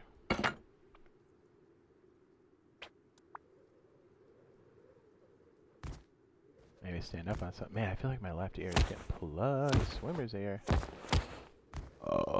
This idea here, where the power source is a switch of some sort. Power in, and the splitter splits it evenly. Let's say this left piece, you only need 5 units of power. And then this one, you only need 10. And then this one, you need 2. So like what it's going to do is it's going to take 50 and divide it by 3. So you'll get that amount of power all the way through for all of these. And sometimes it works great, sometimes it doesn't. But anyways, this here is essentially the same as, well, kind of, because we have one extra on ours. So, as the one we made down there, it just has 4 splits. The switch is extra. We're just trying to show the flow of electricity and how these things work, the splitter. And then this thing here is the same idea. We just have 4 outputs. And I like to leave the black lines that connect the branches because it gives you a better idea of what's going on there. But see, if you need a split that's more than 3, this gets limiting. Or if you need one of these little nodes to be much higher, because let's say it's powering all the turrets, and then these are more logic pieces, these 2 yellow ones, then the splitter doesn't make sense. So I don't know. I guess I'm such a big fan of these. We could try the same circuit once we condense it down into splitters and see if that helps. Again, because I'm doing this ad hoc, so we're kind of making mistakes and working it out in real time. So bear with. It's kind of messed up our situation here because we're trying to condense all this stuff. Okay, so this is still real. We're taking this circuit and this and putting it in a stack, which is going to be this, this, and this, which we can probably connect now. Might replace this. Wait, so that comes off of our back circuit, so maybe we can slide this bad boy over. I know a lot of this is not going to make sense initially, but we'll get there. And one of our main power splits come from there. Yeah, it's going to be a little tricky, eh? If you split more than 3 turrets, so this doesn't work depending on what you use it for. Like you said, yes. And again, this is stuff you really, really want to play with on the build servers, or if you're in a situation where your base is good and you have a couple of electrical components, play around with it inside of your base, even if it's just with lights. We've done all of those things, and all of it helps. Okay, so this one, we've got some power units that come here and then go into the logic there. Maybe we can slide these all up.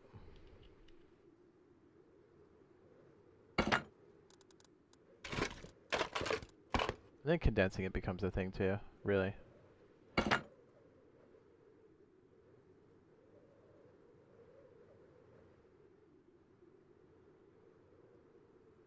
Because I want to fit our memory cell under there. I really, really, really do. I guess we could fit it. So if our power row is like right here, we could fit the memory cell here and then slide this guy down. Because then once you have like a good pattern, it's so much easier to like to deal with it. And then this side saddles that. I'm just trying to condense her down. And when we do have a good condensed piece, it'll make more sense when we do the HBF. Alright, so our main power will be like this grid here. And then we've got another power piece that comes off the top. Okay, so maybe we just have a bunch of the blue lines kind of coming over. We just take this whole set and kind of put it on top. We get rid of all these displays. Yeah, we're getting there. This only needs to be a logic piece. So this is actually very, very... Yeah, see how little power? This is using 3, and then this consumes 1, and that consumes 1, and this just triggers this to go onward. Yeah, boy. So this piece...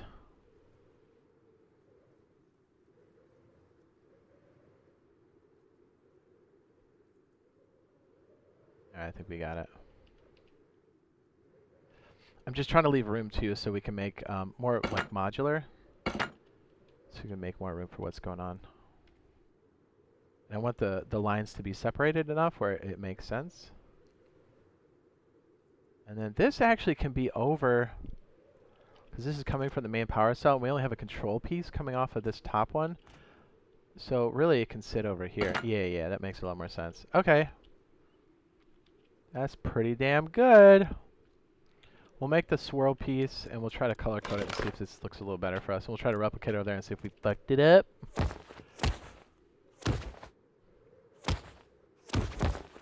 Because that's like a duplicate piece, because the main power, once this logic trips, the bulk of the power comes through here. Then we just split off a control signal, which is going to be 2 units, maybe less.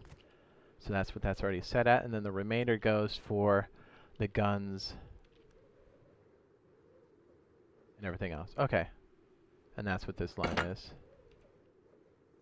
And then our control piece. I kind of like it being red. The control switch part of this. This is tricky because this is the inverse, because this door needs to be open, right? And then this will close and then this opens. It's a weird... I wonder if we can couple that up a little bit better. I wonder.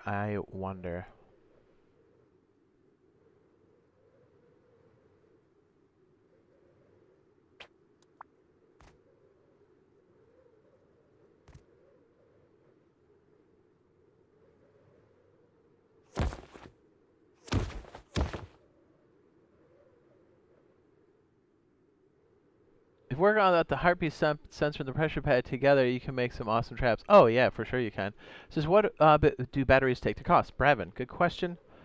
Sorry, I'll make sure I'll try to catch up on chat enough, but usually I'm so locked into what I'm doing, I drift. 1 tech trash, 5 high quality for a medium. 10 high quality, 2 tech trash for a large battery, and a small battery is just high quality, which is 5. Again, these can be purchased, or at least, I'm sorry, the medium battery can be purchased at the Bandito camp. Where are you? Is it medium battery? Where are you? There we go, 1 medium battery for 75. Bear with me, we'll get there, yes? It says, when are you going to have this update to console? When are we? Not soon enough, right? That turns into a signal, and that pushes the rest over to the main unit.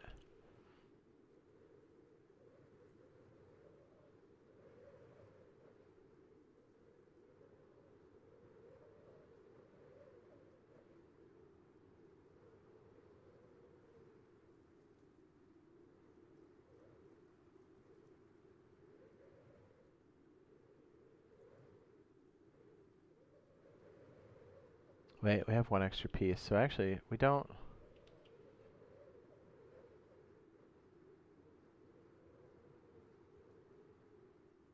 Yeah, these are always going to cross, aren't they? Well, if they're colored, it should make it a bit easier to see, right? The yellow is what? The trip? Or the... No, it's the turret. I knew that. I didn't. So the turret's going to be the remainder, so that definitely needs to be a thing. Let's see if we can rewire this bad boy. And then this is just a little smidgen. I don't know why, but these colors for me, they help a lot.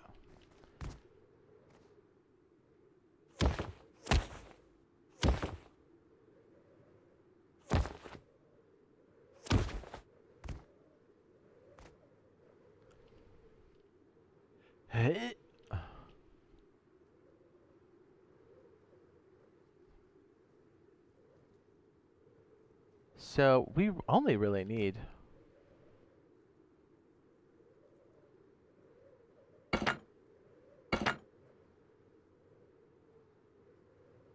Right? Right? Alright, we can get rid of these. These are just confusing the situation. The idea is the same.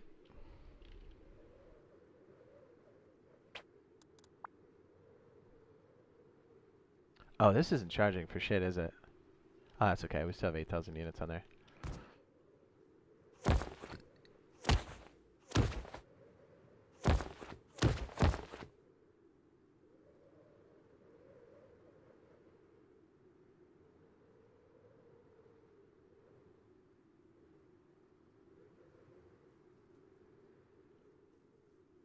I'm just trying to avoid the wire cross. I think it's inevitable. Damn it.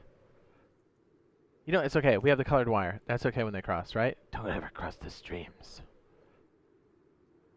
Okay, so remainder comes off of this.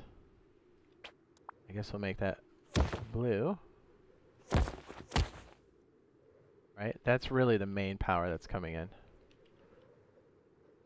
Control switch can be, I don't know, this color, which is going to be output. And this is still... Oh, should we make that signal another color, like blue or... No, we already have blue. Damn it.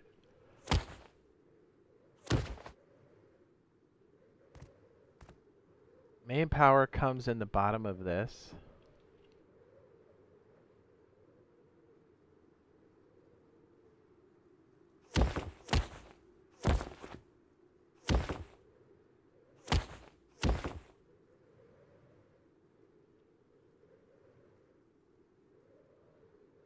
Wait, this doesn't even need to be over there, does it? Where does this power come from? Oh, the little poopy piece right there. Oh, shit.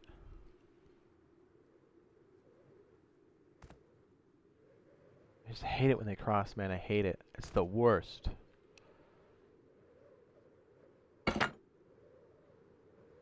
Oh, where's that control piece come from? This piece. The trip. Weekly servers get BP wipe every month. Monthly servers get 0 BP wipes every 3 months. Get BP wipes every 3 months. Or whenever they update. So, like, technically if an update hits... You know what I'm saying? Dog? Now that got the power from downstairs. That's what this can be. Okay. We'll shave off.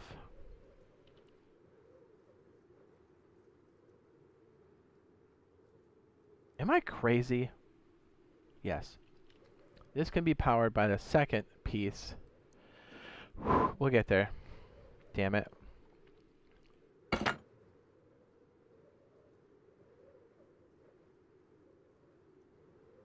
Okay, blue will sit here and take the power from downstairs. Perfect!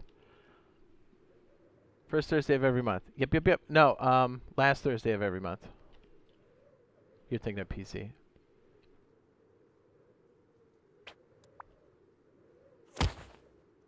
Would it make more sense to pull this from downstairs? Maybe.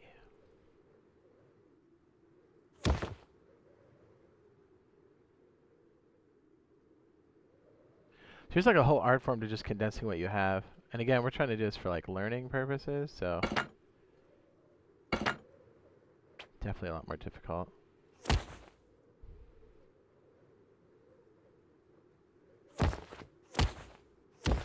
It's like once you get the pattern down, at least for me, it's so much easier for me to like replicate.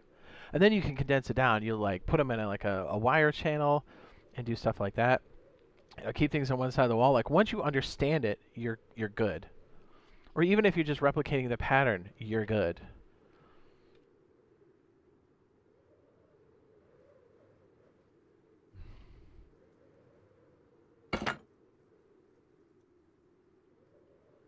All right, so we're taking this piece first, which is going to be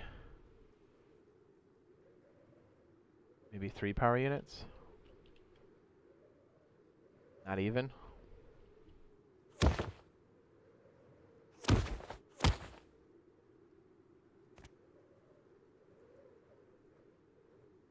Okay, then the next piece is a remainder, which is really this, which is, I think, only 3. Yep.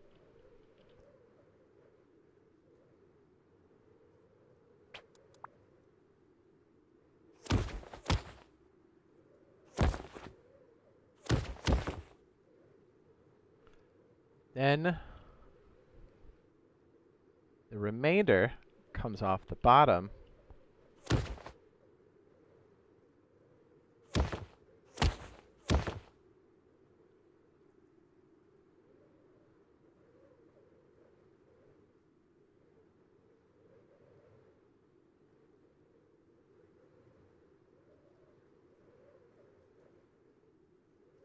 And this is the control piece. When this is activated, we shave off a little bit for the top, which is the brake switch. Or this, which flips this. And then powers this guy.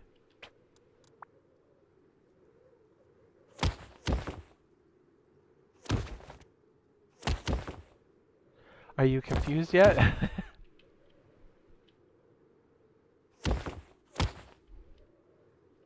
I think we just condensed the shit out of it.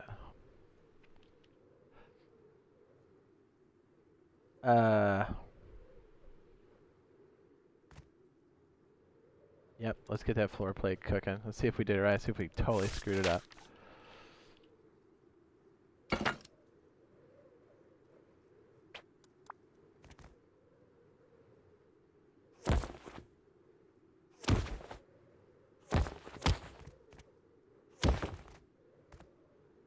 Okay, so we have the reset button.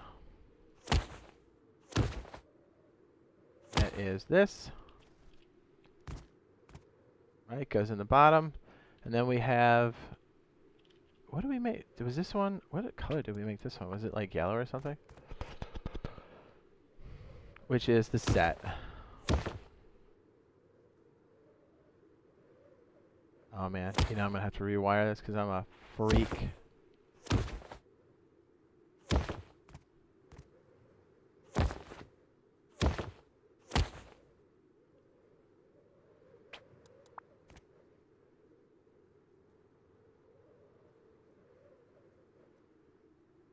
Yep, they have to cross, don't they? Fuck.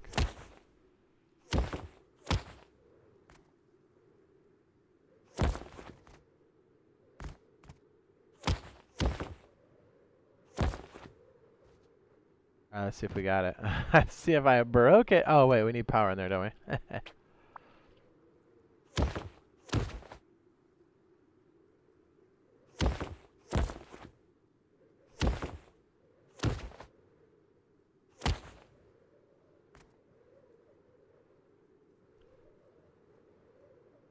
I don't know if I set the right amount.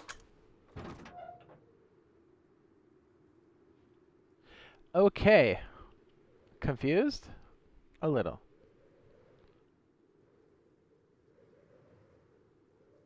Need an elevator? That'd be dope.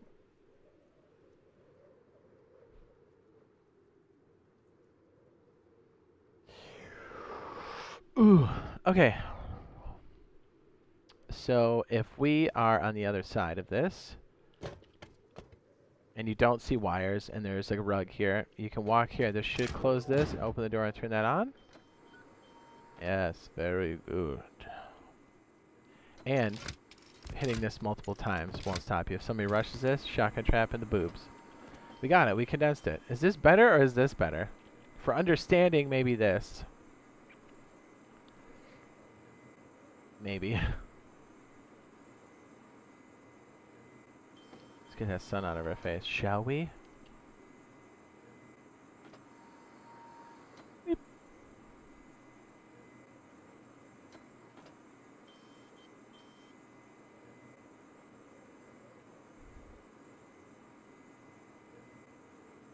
What's up, Dust?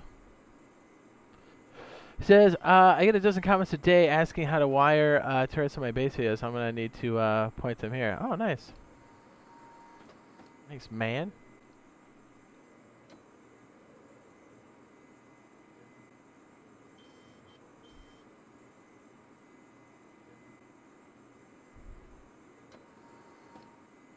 Sorry, I'm like deep in thought.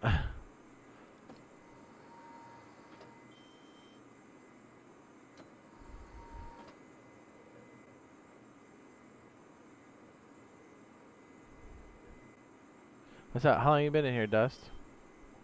You talked earlier, I missed it. I'm sorry. Yay, yay. Yeah, so we'll come up with a way to condense this, but as far as understanding, this one might help a little bit. Main power comes from down here. Actually, let's leave the marching ants on, shall we? Let's kick this up to like 12 so we don't have it directly in our face. That's a little better. So main power comes in here. And everything gets split from here. We have just a little bit of power coming off of this. 3 units. Goes into the blocker. And the blocker is currently closed. Actually, let's reset this.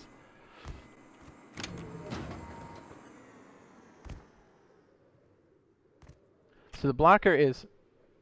I just trigger. Okay, no. So what happens is we have a little bit of power going into the blocker. Since there is power currently going through this red line, this is not active. Or it is... Is it active? Hold on.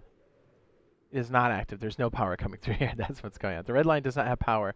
So from blue to black, the power is flowing freely. Essentially, this blue circuit is just inversing this because the current state of this door controller is closed. So we're flip-flopping it.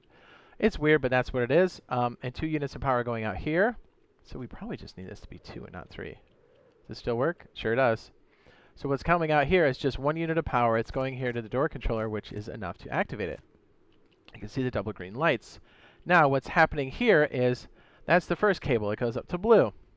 We're only shaving off 2 units of power, so the remainder is going to the black line, which is 46 units of power potentially. And then it's going here, and then we're splitting the power one more time. We're only taking 2 units of power. It is going into this memory unit, which is consuming 1. Which means whenever this is activated here, whatever the state is, it's going to throw 1 unit of power here to the AND switch. The AND switch needs both of these things to be on for it to pass the power through. And in this case, the extra power that goes through... Wait, is this the extra base that goes through? Yeah, let me trip it. This might give us a better example. Alright, so when we trip it here... this power branch here has 43, and this one has 1. Completing the circuit, see how they're both green? So then it takes the highest power unit, which is 43, which is the remainder that we pass through, and is now taking this and activating this gate. The gate is now open, so now it's throwing 43 units of power here. We're shaving off 2 units of power to power this branch, which then in turn stops this flow from blue to black, closing this door, because that's how this works. When there's power in the red, it turns it off. When there's not power in the red, it turns it on.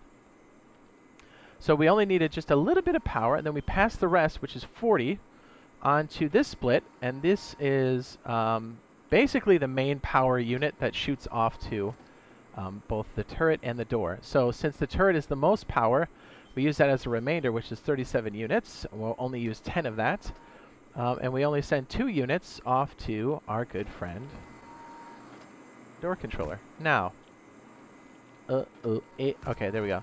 The door controller. So this activates it, because remember, when these are powered, the doors are open.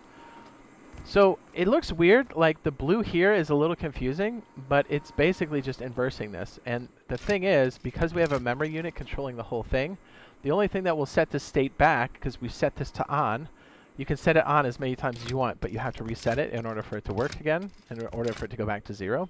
So the reset is this switch, which generates its own power, like the pressure pad, and it will just pass 1 unit of power when it's active, and same with this. So when we do that, the red line is going to go through here, and then go up to the memory cell, and then reset it back to its original state, which means there's no more power. This gate's going to go to closed. This is going to open again, and this door is going to close because it's not going to be powered. See the AND gate closed, and our switch is back to the 0 state, which means the output is at 0. Or is it at 1? No, it's at 0. 1? 0. 1? No. 1? Why does it say from the AND switch to 0?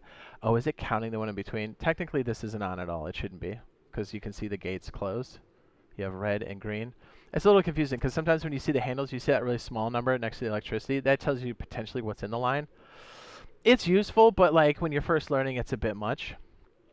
You kind of have to rely off these like colored lights and stuff. What's up? He says, also Jade, this circuit looks sick. He says, pretty simple for what it gets done. Thanks, man. If you guys don't know Dust, Mr. Dust over here does base build videos for Rust, and I think Rust Console Edition too, if I'm not mistaken. I know you do base build videos. I know that. I've definitely watched those, which are dope. So if you want to check it out, check them out.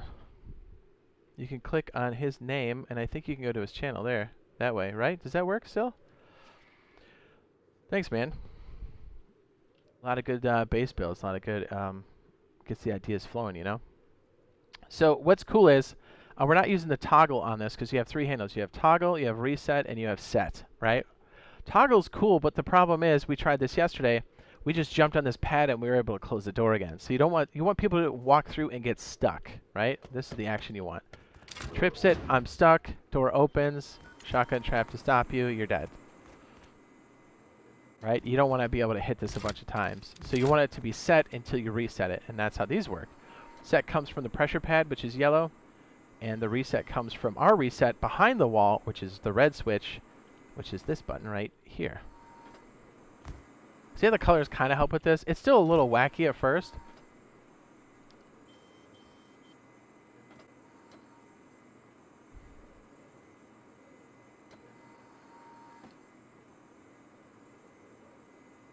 Alright, Stella says, appreciate the shout out. Yeah, man, no problem. Oh, Natural said, okay, cool. Dust's guy, you said, yeah, you just hold the R button. I don't know what it's going to be for. It would be the reload key, so it would be one of the bumpers, right, for us, if it's the same schema. Okay, so now that we have this semi-simplified, and I'm sure we can simplify this a little bit more. This one, we kind of put it on a wall, because in realistic terms, once you understand what these modules do, you can really start to crunch them down. You don't need to separate the lines. The reason why this took me a while is I wanted to have these line up so it was a bit easier to digest. You know what we could do even to make this better? Yeah, there's a difference between like implementing it for realsies and then like showing it, I think. Yeah, I had to make sure that was a real Dust, you know what I mean? Because some people come in an imposter, and I was like, I just want to make sure this is a real guy, because if it's a real guy, I'll shout him out, because I definitely have watched your stuff.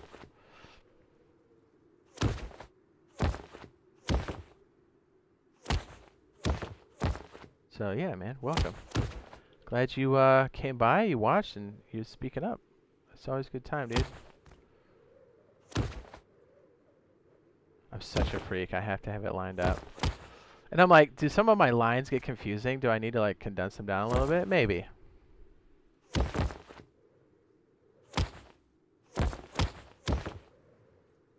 Alright, that makes it a bit cleaner, so you're just looking at this, right? A little better?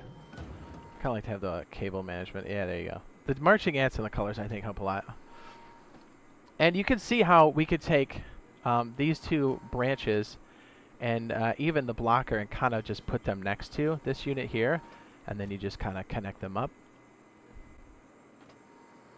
But the heavy lifters here are definitely the memory cell. That's a lot of the actuating that happens. The main power load comes from this particular branch right here, with the green and yellow coming out. And probably, you don't see this a lot on PC version, but the AND switch is super powerful. It's a signal boosting logic gate.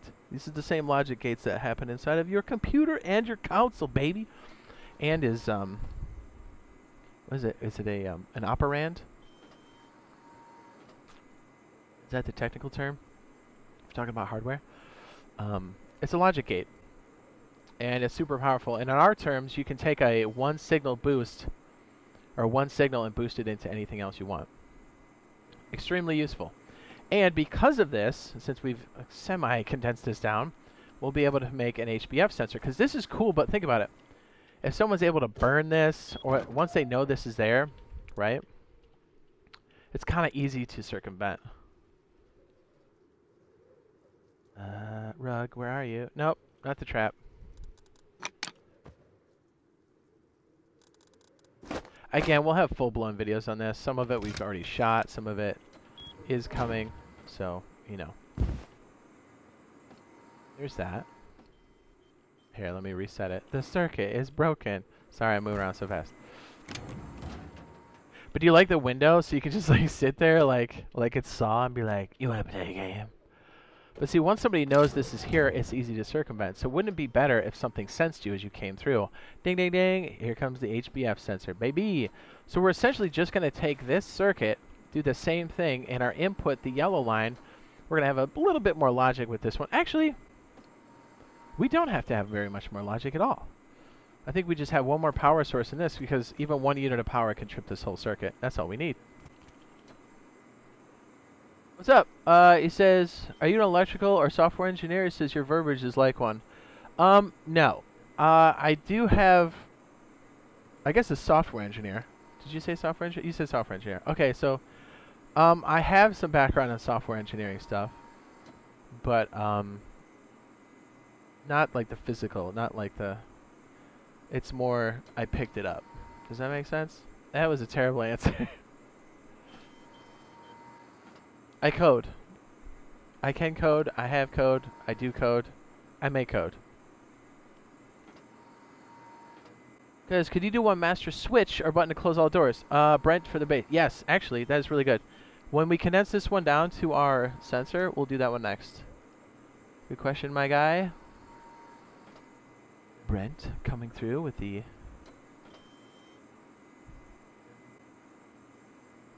There's a lot of different ways we can do this, and we'll probably improve on it a bit.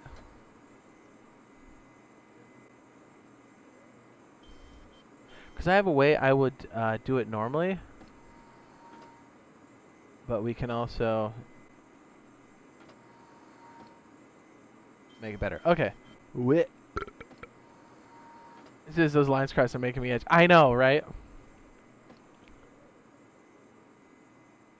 And like, think about it. They're always going to cross. So like, I could pull this green spot out and over to the right, but it's just going to make these connections a little more crazy. So that's why I try to color code those, so it makes a bit more sense.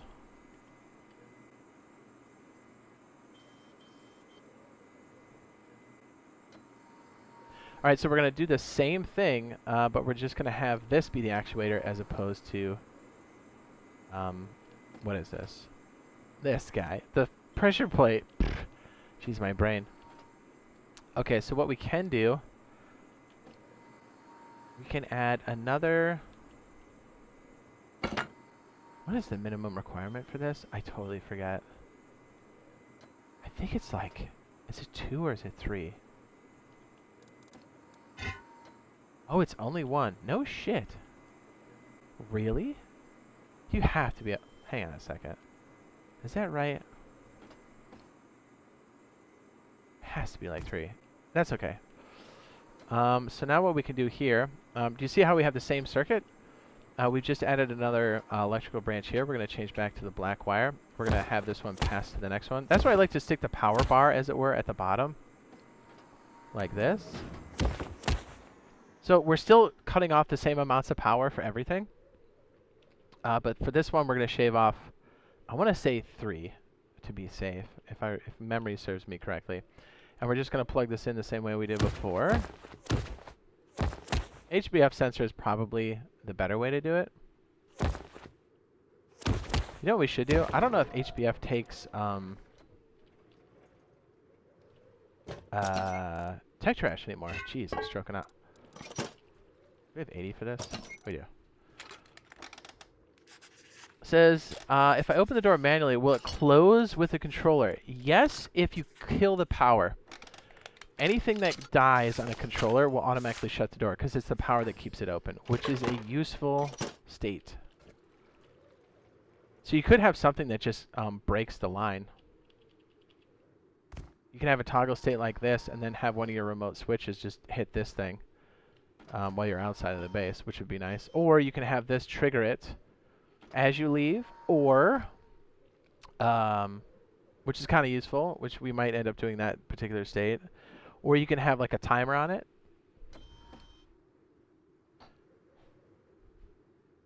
Good question, sir.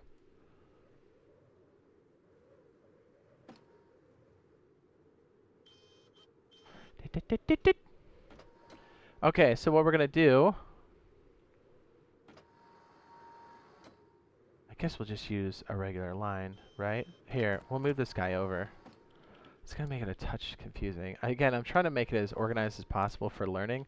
And then you can definitely condense this down, which I'd recommend once you understand this, and you can replicate this over and over again.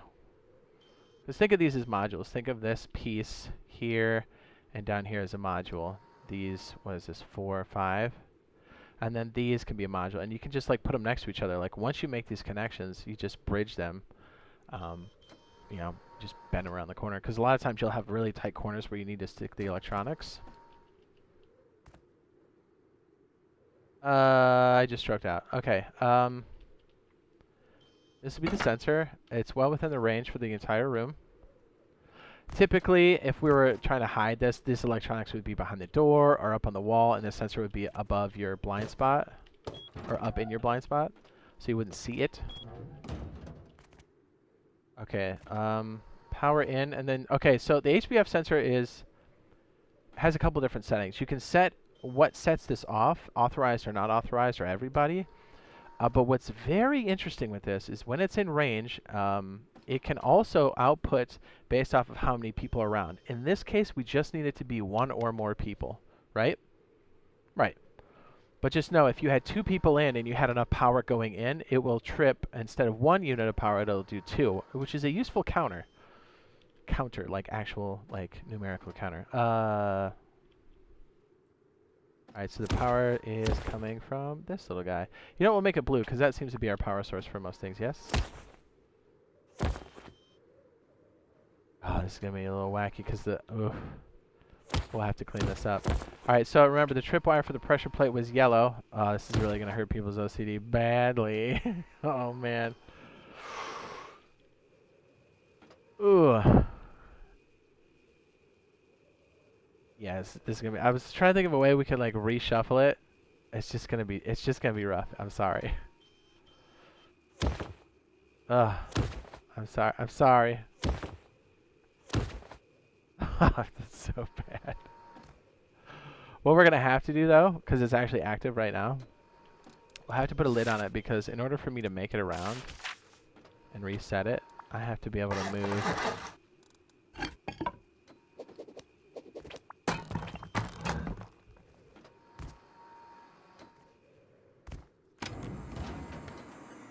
Okay, didn't detect me yet. I have to be careful, because it needs line of sight. So what's going to happen is, you want to put it in a place where they're in the room and it trips it. So what's going to happen is that HBF sensor is going to go off, just like the pressure plate, and do the same motion. It's locked me in completely. I didn't have to step on anything. I'm trapped. So we just moved the pressure plate to the HBF sensor, and we only added 1 extra branch. With, really, we only need 2 units of power for this. And it still works. And then, obviously, if you're not authorized, you won't set off your own trap. And the way to change that, is it with a hammer? There you go. Yeah, you just hit the hammer and you tap it once. So, include authorized. So that's how you change the state and, like, what trips it. And this battery wouldn't be here. right? Because this is like your capture room. And then you would just make this look like somebody screwed up. Somebody went deep on him, and you're like, ooh.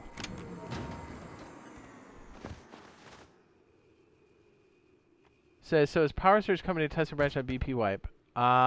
This Thursday, like tomorrow? Not that I'm aware of, no. So like, if you had this sensor up on the wall here, it would be so, like, boom, you're screwed. You're dead. If you rush this, you can make this like a single door, or, you know, and then stick the shotgun trap on the ceiling and have this poking out, and then you're absolutely screwed. You know, light a couple furnaces, make it look real dirty. And then if you really want to be, like from the movie Saw, you can do stuff like this. Hello, Clarice.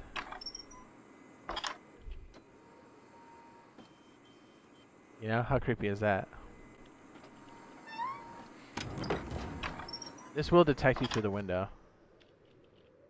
Will it? Or not? Okay, that's different. You can kind of like look through the little crack and wait for people to come in, take their stuff, and then reset it. And you're good to go.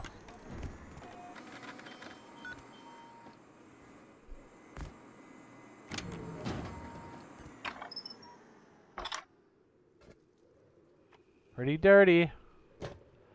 It does says, that's great. It says, glad you like it. It says, Jade, can you spoof HBF, like peek in the doorway, but don't walk in? He says, if so, you might want to put it behind the single door as an open. It actually brought up an excellent point, because you could technically spoof it like that. So I only threw it over there just because it was a bit easier to understand, but you are absolutely correct. You would want it like right above the frame, like you're playing 007 GoldenEye with proximity mines. I said it. So same idea here. We're just going to move the power line. And obviously you'd hide all these cables too. Yeah, because nothing says I'm going to get stuck in a trap quite like a bunch of wires everywhere.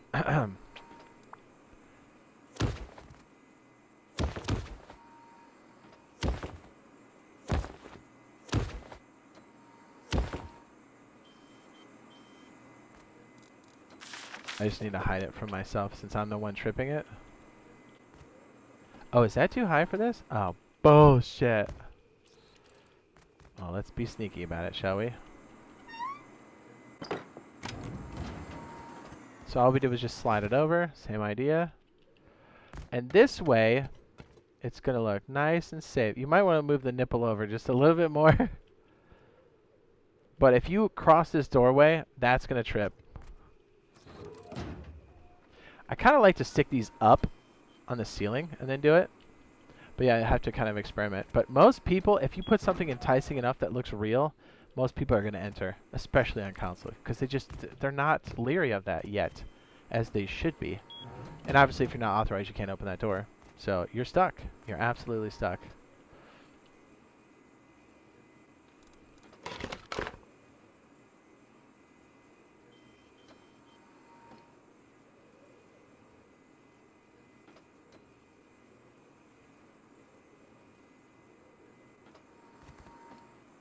And we just move this one over so we don't actually need this one right now. Boop. It just looks more confusing when you stretch around, but you can move this anywhere across the room. And just make sure the blue goes to the yellow. Says Jade, you and Dust should do a video together. Says you would be the electrician and he would be the construction worker. I'm also a great meat shield, and I'm pretty good at talking shit. I can miss from anywhere on the map, which is a skill, you know what I mean? Yeah.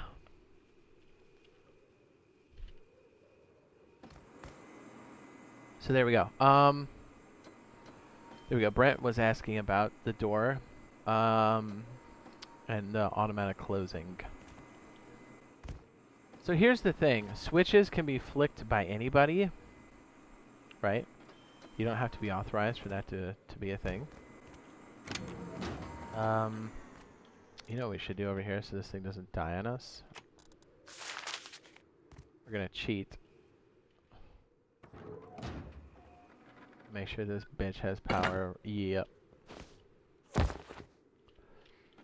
because I'm going to be tripping this accidentally all the time. There we go. That'll work.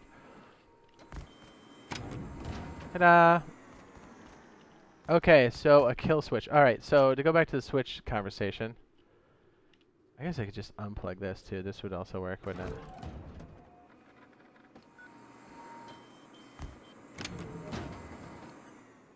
Okay, so there's two different types of switches, and it really depends on what we get for the console edition, right?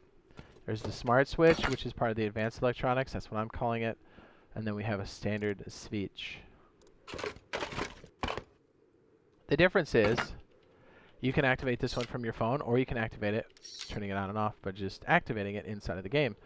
The beauty of the smart switch is it's on the authorized only. So you can have this outside your base if you need it to actuate something, and nobody else can flick it, which is nice. But really what you want to do, if you want to kill all switch to happen, you really want the switch to be close to the front door, so you can just hit it. And if somebody else can flick it, it's not going to do anything for them except just turn everything off, close everything. So all that's going to do is essentially make it harder to raid if somebody can actually flick the switch.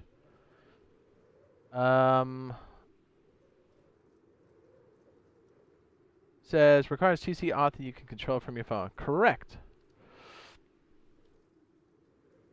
Smart switches are the shit.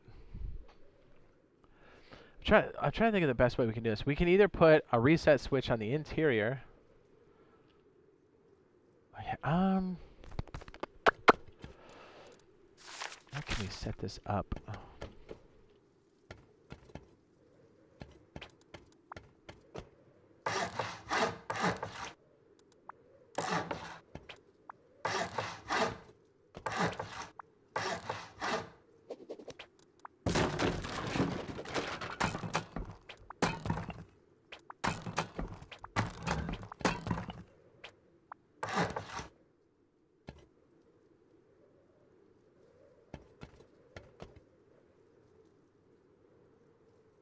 We need a way to look into all this, right? Right.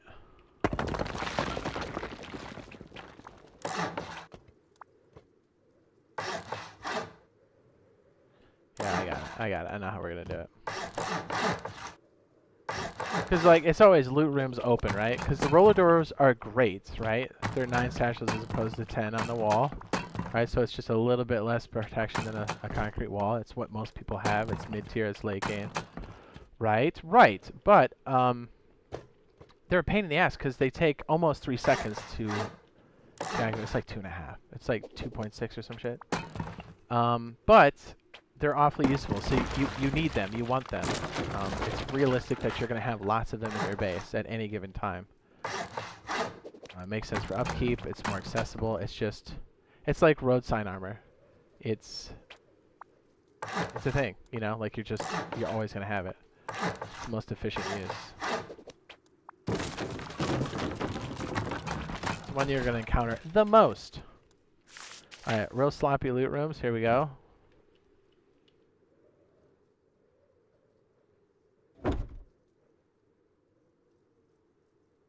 That precision.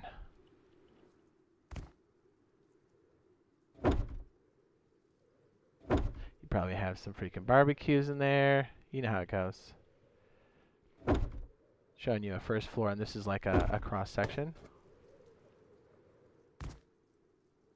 Yeah, you'd have stuff upstairs. You'd have stuff at the exit of the base. I know that was terrible placement, but whatever. And realistically, you're going to have a bunch of garage doors, and people typically leave them open, is what I'm saying. It happens all the freaking time. I've done it. Other people do it. It's a thing. It makes sense to, yeah, here, we'll leave it as a cutaway. So we'll stick a garage door on this.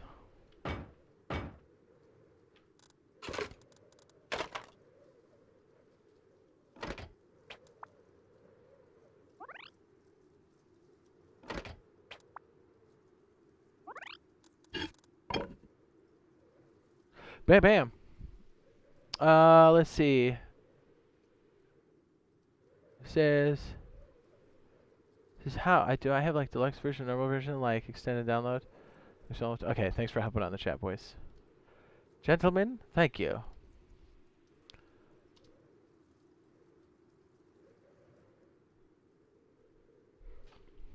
Alright, so we're just setting up the scenario here. So, you know what? I don't typically do it like this, but this will just be easier to see because I don't like showing the shelf because it realistically it show. Yeah, you know what? Fuck it. We'll do it like this. Cause I don't like the way that's showing either. Well, I just redid that work, didn't I? Okay, so this is going to be an example for how to like close doors. This is just going to be one sample. There's a million different ways you can do this. This is just the one I'm thinking of off the top of my head. Off top. Unlock parrot. You know what? I think we can. I don't think this has to be catty corner. Maybe we can put this right up the middle, which would make this a whole lot easier for the example. Okay, it's on this frame. Unlock parrot. Oh, baby, we got it. Okay. Now, can we stick the other one close? Is it going to be fickle? The answer is no. Beautiful. So these are loot rooms. Typically, people leave them open, especially if something happens and you have to go outside. It's hard to hit all these. It takes some time. It adds up, right? But you definitely need them closed. What would this be? Let's make it another roller door or something down here. Let's get stupid. I know. We're just putting in another sample in, shall we? What's up? Dust says, I gotta hop off. He says, but it'd be great to catch up in the future. He says, you seem chill. Thanks, man. Yeah, just give me a bump on Discord. As long as your profile is linked to your YouTube channel, I know it's you. Know what I mean? You probably just gotta give me a DM or something. As long as your profile matches up with that, you know, just because you know how it gets. You know. That way it kind of, I know it's you. You know how it is. We'll have a regular door. This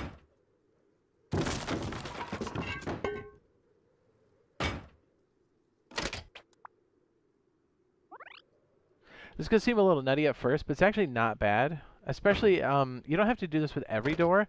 Maybe like core loot room, or you could do this with every door too. I mean, it's entirely up to you.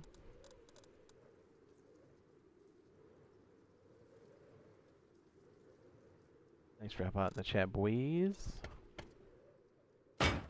Because it's super realistic that some shit goes down, you grab a kit and you gotta dip. You don't always have time to close everything. That happens every stream. You know it's real. So here, this one's a little goofy, eh?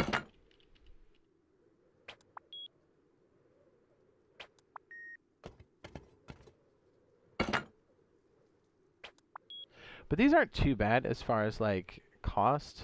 Yes, they're gonna cost some money, but they're not what they used to be. They're like metal fragments now. They used to be all high quality. That's a freaking yikes. These are a little tough to place because it's actually on the frame and not the door itself.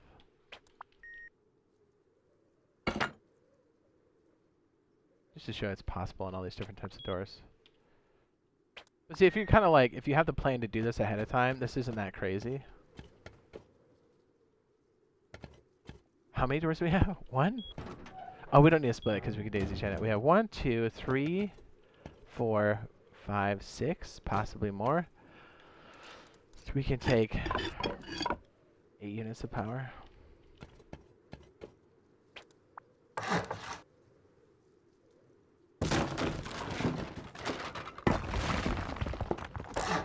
We'll put the sample right here.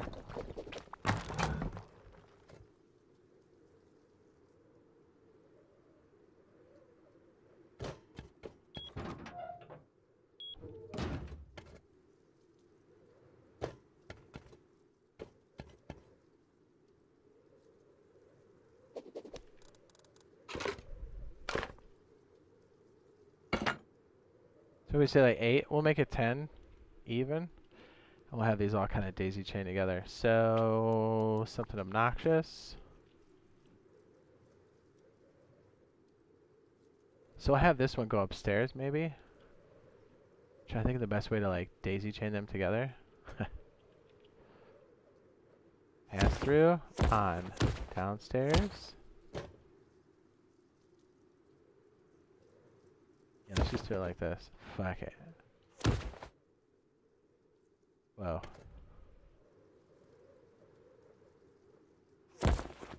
Yeah, power in. Jeez, what am I doing? Power in. Pass through. This can go.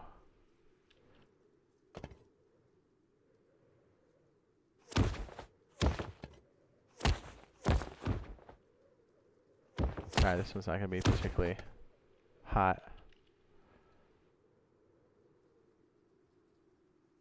Pass through, right? Am I drunk, dude?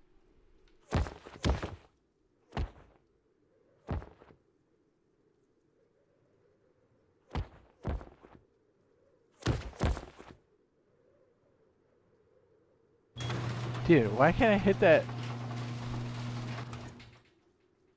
Oh, is it doing that weird thing? Because the... Hold on.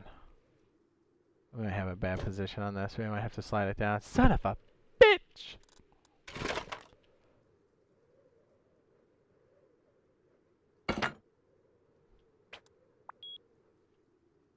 Oh yeah, the doors need to be closed when you pair them.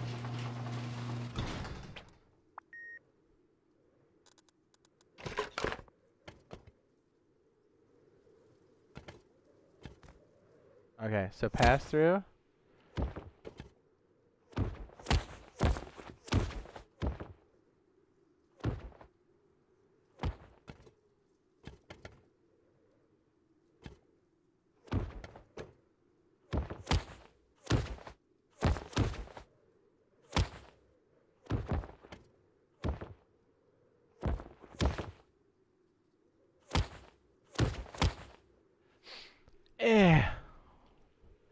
And pass through.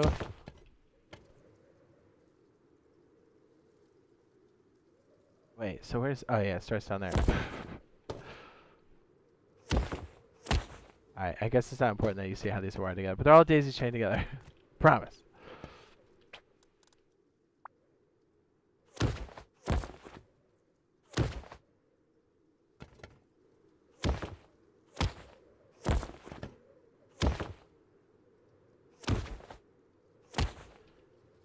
Whew, that was fucking painful, huh?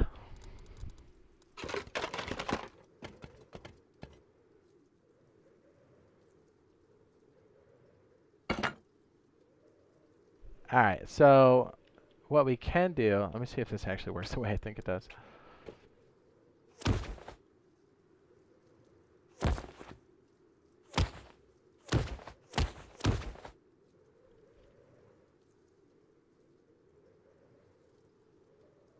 Yeah, because essentially what we're going to be doing is just killing the power to it, and it should trigger it to all close. If my memory serves me correctly. Alright, so some of these are open, some of these are closed. Open. Open, that's closed. So when you hit the switch... Okay, so everything's open right now. That's fine. So this is how it would be. It would be turned on while you're home. Say that's closed. And, okay, so we have some things open, some things closed. If you hit this, they should all close. Yep, that's it. So you do have to technically run. It is a little scary though, you know what? Because, look, they all open. That's a freaking yikes. So maybe you don't wire your outside doors, but your inside doors, because that way you can just flick the switch when you leave. There's got to be a better way to do that, right?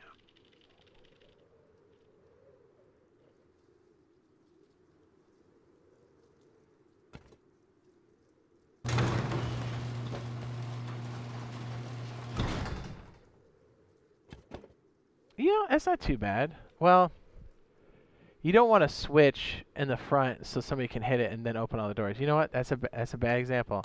That's the beginning of it. I know. We stick it on a fucking cell. That's what we do.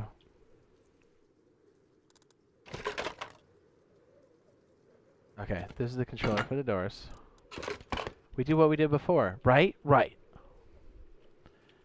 Do exactly what we did before.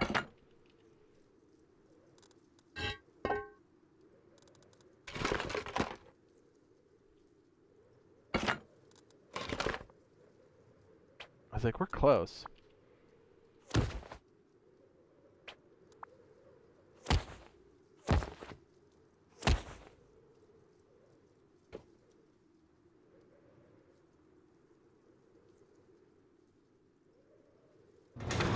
Yeah, we just have like main power going to this at all times. Is that right? I feel like that's not right. Find out, bitch. Let's make him another power outlet at the bottom. That's kind of my default move.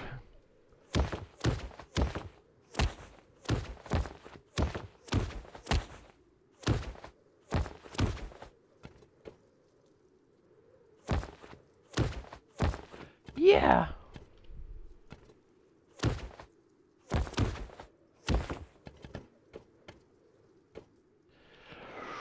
Okay, what did we say? We need like 8 or some shit for this? 8. Boom. Got it.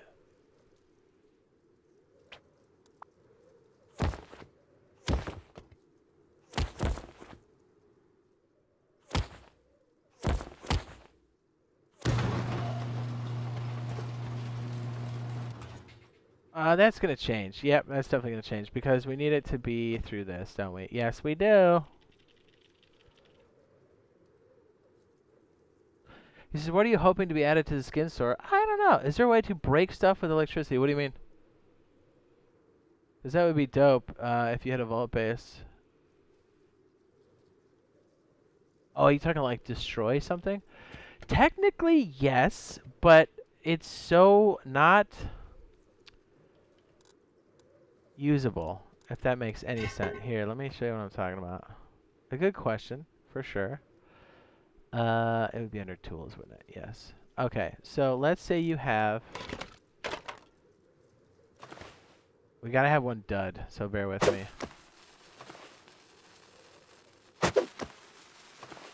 One of these should dud, right? Damn it.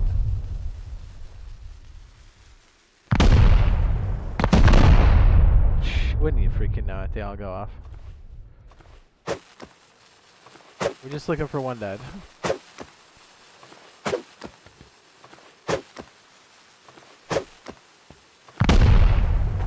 There's one.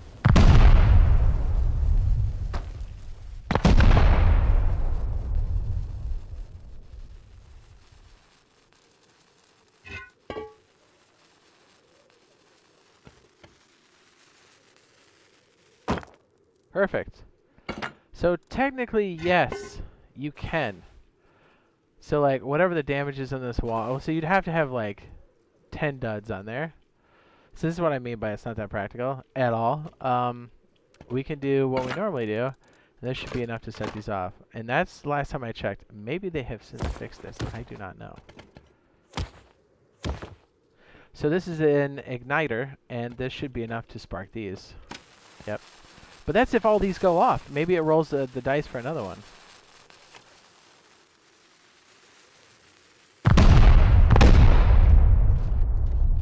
See what I mean?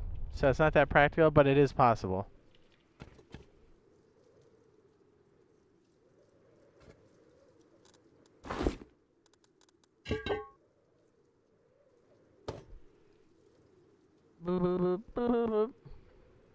It's a way to break stuff with electricity. You can light furnaces and such. Okay.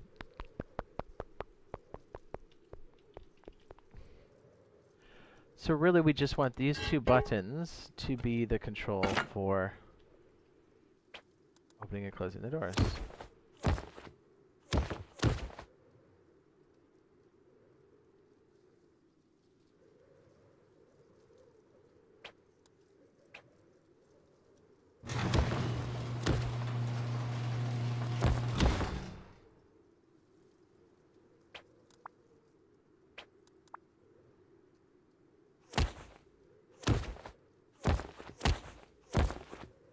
Nope, there's 2 outputs on the memory.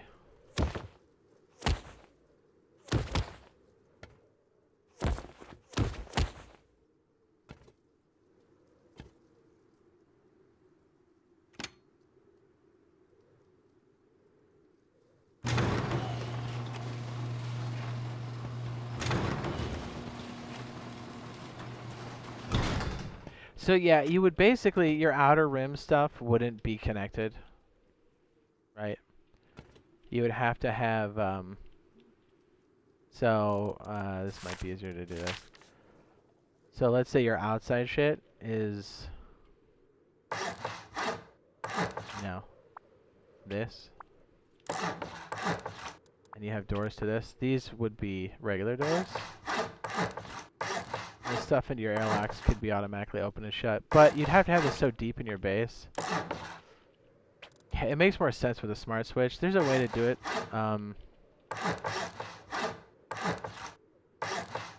You see what I'm saying? How we got like...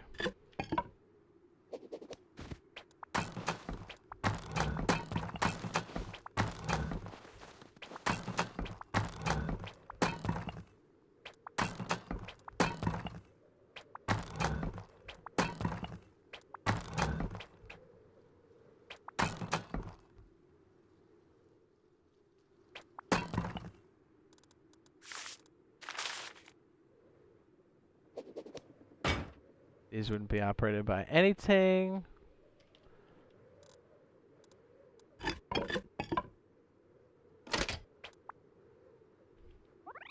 Yeah, but the problem is you'd have to have a button that would be close to the door. This would be deep in your base. The open all button would be super deep in your base. The close all button would be closer to the door. That would work. So as you leave, the only button that does anything is shut all the doors.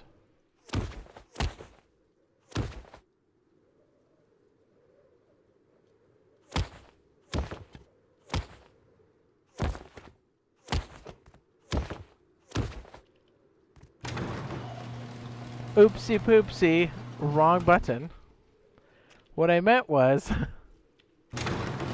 it's the red switch. Son of a bitch.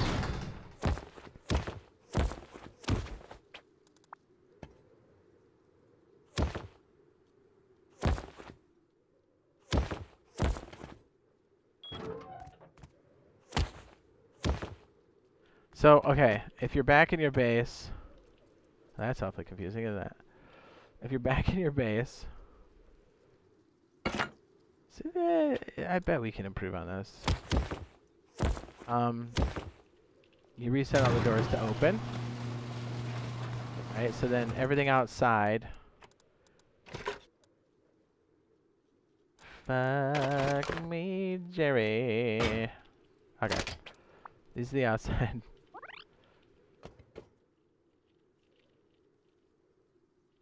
Oh, you know what else we could do? Baby? Is it the ore button?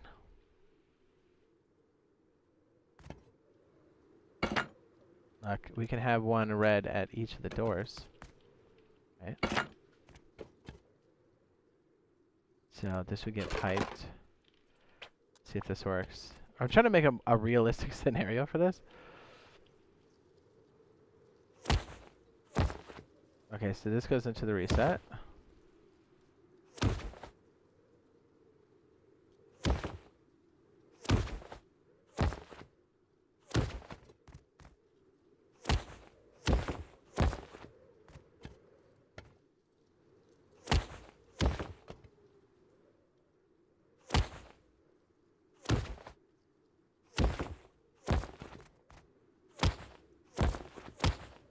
Okay, so if everything's primed, deep in the base is the yellow switch. Let's see if this works. So if you're like, hey, all this shit's open, all these loot rooms, and we're trying to leave, before you step out this door, you hit this, and then you just close this behind you. That's dope. That'll work. And your yellow switch is essentially in your base, super deep. So when you come back home, you have to open a bunch of doors. That's doable, right? Because then you come home, you go back to your TC room, you're like, oh yeah, let's open them all up. And then you're like, oh, let's leave on this side. You're like, cool. Kill switch, we're gone. That'd work.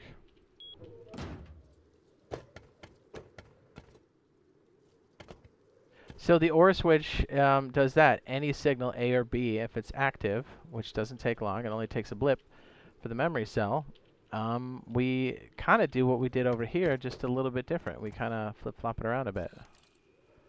Right? Right. So you go back into your GC room, you can open everything back up again.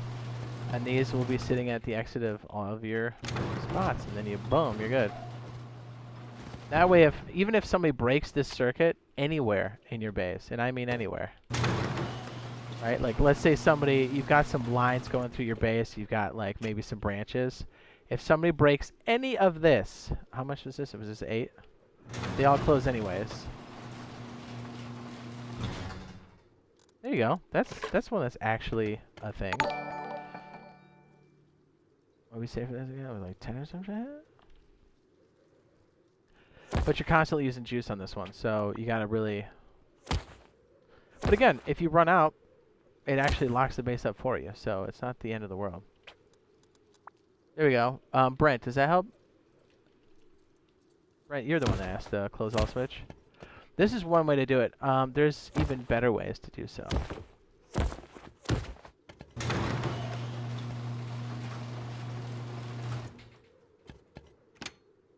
Oh, because we set it to open, didn't we? Oh, yeah, that's right. And what's cool is, even if you're in the base and before you leave, if you have some of them open, as you leave, you hit these, they all close. Even if some of them are already closed. They don't, like, toggle the state. They just shut. Says, why is there hype for Power Surge? Did they release the date or what? No. Just hype to play it. We know it's close. Baby!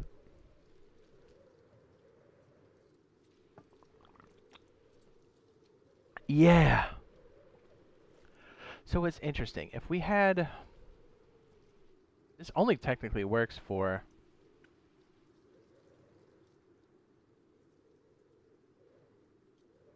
It generates 2 units of power, right?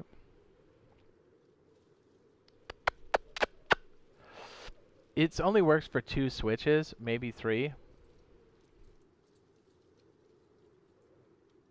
And then it gets a bit more complicated.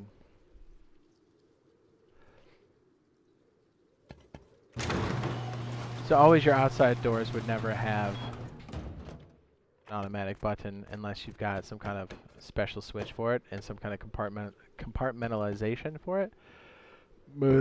Because if you didn't... And then you could... Hold on.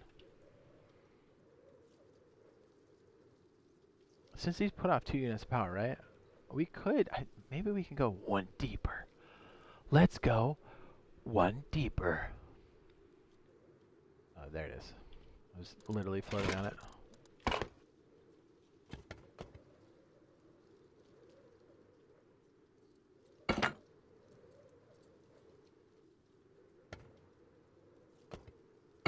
First, I gotta see if this works.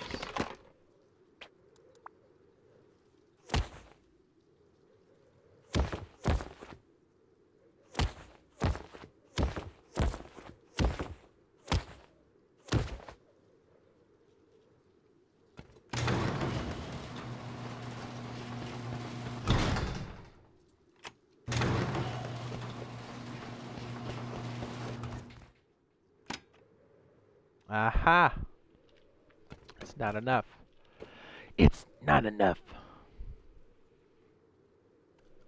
You'd have to boost those. How would we boost those effectively?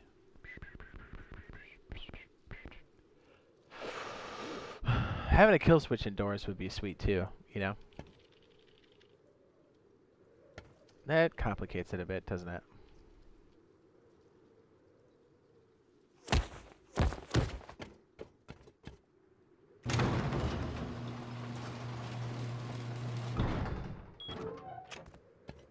My guess Power Surge is going to come into testing branch in 2 or 3 months. That's my guess. I hope it's not that late. Testing branch? I don't think so. They're not that far behind.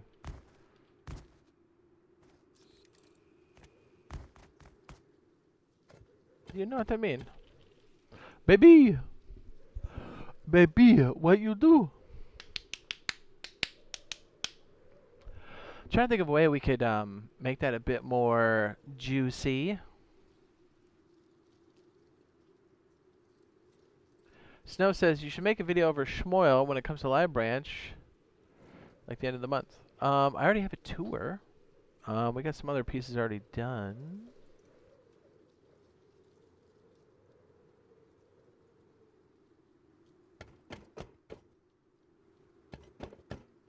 Man, we're already at 3 hours, eh? Man, that goes fast, doesn't it? Let's see, what else do we have on the list?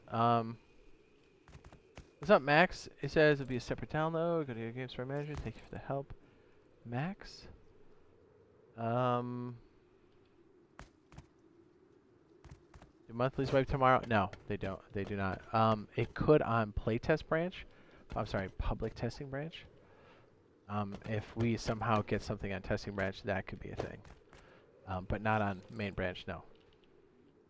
That's why I made a point to say that monthly is keeping both blueprints and the map. But remember, if there is an update, monthly will wipe when the update happens. We know that. At their discretion.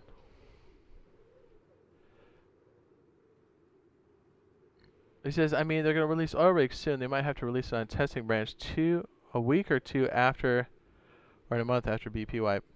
They don't necessarily have to fall in with that slot. I think when they're ready, they're ready.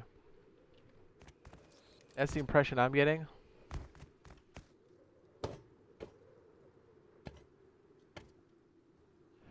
All right. Do we have another piece that somebody was asking for? Did that answer your question, Brett? That'll do for now, but I think we can improve on that. Busy day for me today, it says, but want to stop by and briefly say, hi, what's up, Kimmy? Hello. We had another one. It's like, hey, thanks, Jade, for keeping us updated on all the Rust news. Yeah, man. I am mad excited.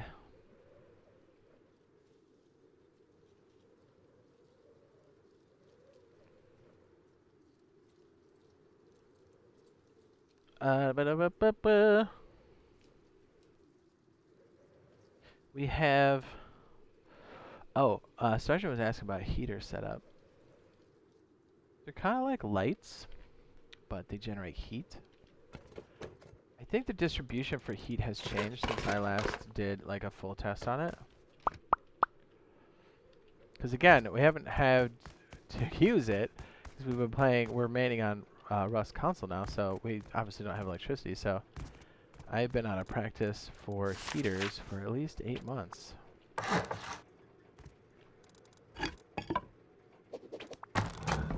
Which is not typical. Typically, I would be on it. Is this like 5? Oh, it's only 3. Oh, that's way better. These are OP. This will enable you to live in the winter biome with ease. The only good way now, or semi-okay way to survive, is this guy, which is not great.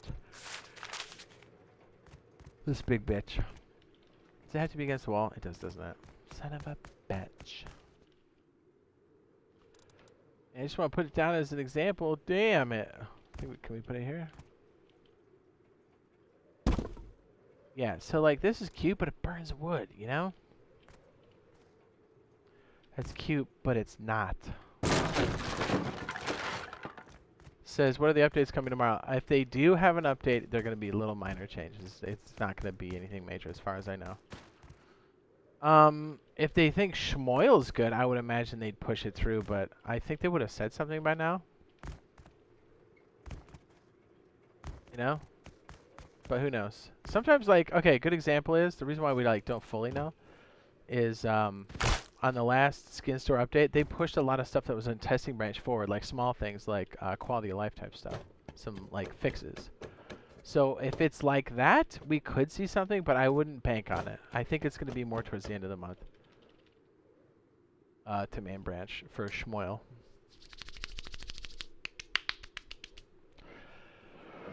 Ooh, Schmoil piece.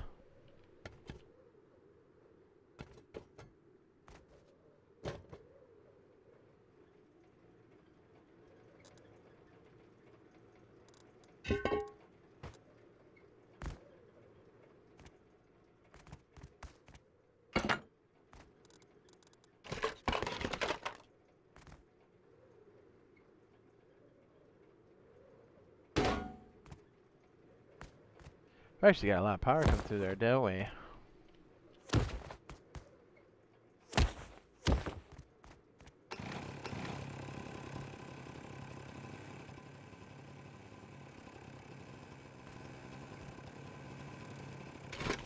Always with a switch. Always control your power.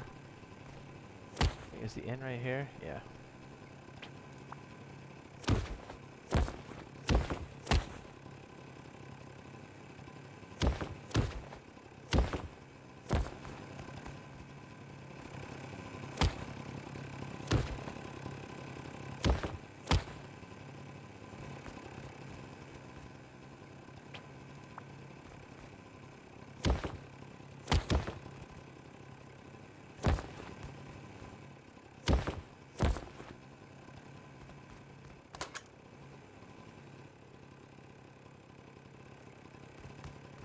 Is it only going to use 6?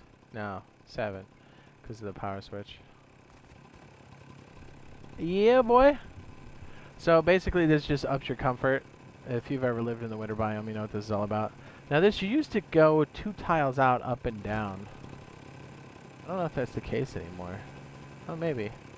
Yeah, see... It definitely dropped considerably. Yeah, almost completely gone when I'm on the wall. Yeah, it doesn't actually push through the back. Interesting. It did before.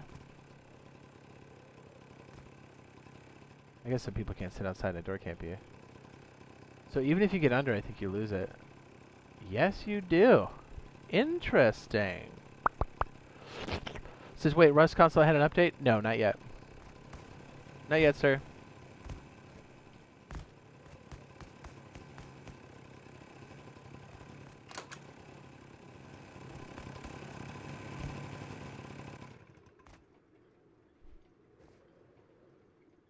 How much wind are we getting right now? 72.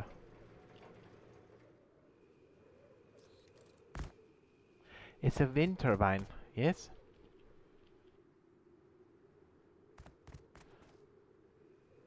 It's a wind turbine. Alright, let me check the list again. We could try to iterate this out a little bit more.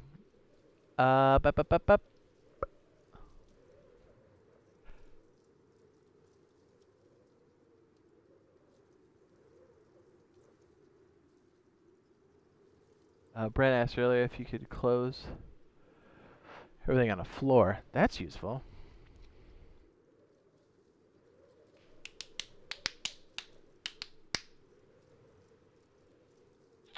Well. I thought they said oil is soonest on main branch towards the end of the year. Or, I'm sorry, towards the end of January. I'm sorry. Jeez. Say, boy, that's not right.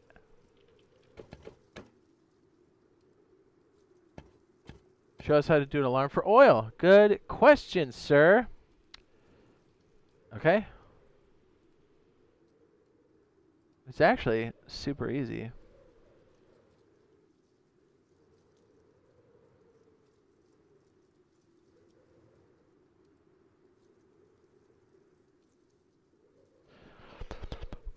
Well, first, you need to know.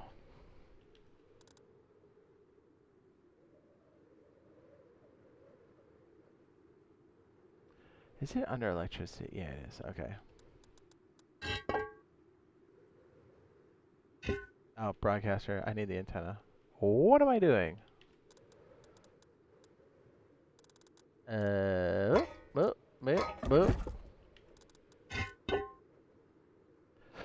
Okay, so, and it's interesting because you actually see remnants of this right now on our testing branch. If you're in the room after you've already activated it once, oh my goodness. Sorry, it's so loud.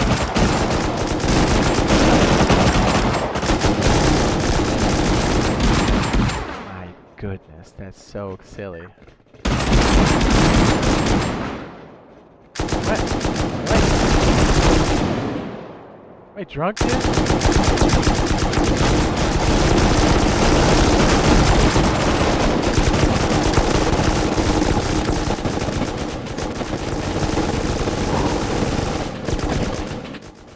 Sorry, that is so loud.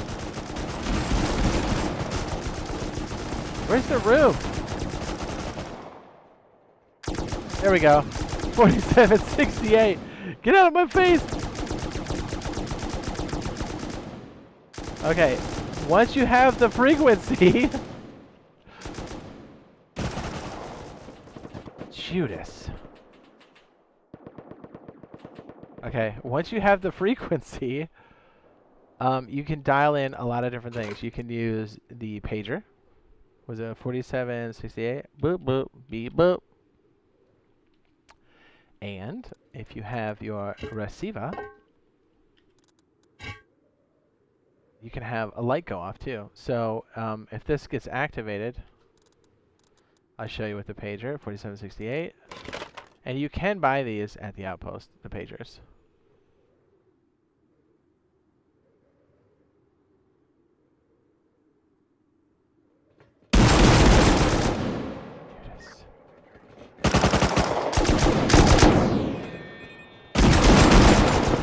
See how this is going off? Dude, another batch of heavies are coming. Jeez, watch. There's going to be a whole nother pile of dudes up here.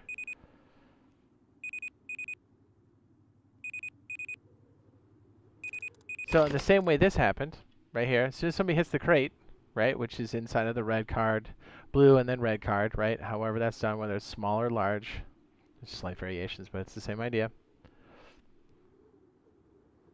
Actually, I think on small it's just... Is it just red, or is it just red on large? Anyways, when that's activated, when the crate is activated on oil rig, it will broadcast across the map. Yes? What you can do is you could set something up like this. Ugh.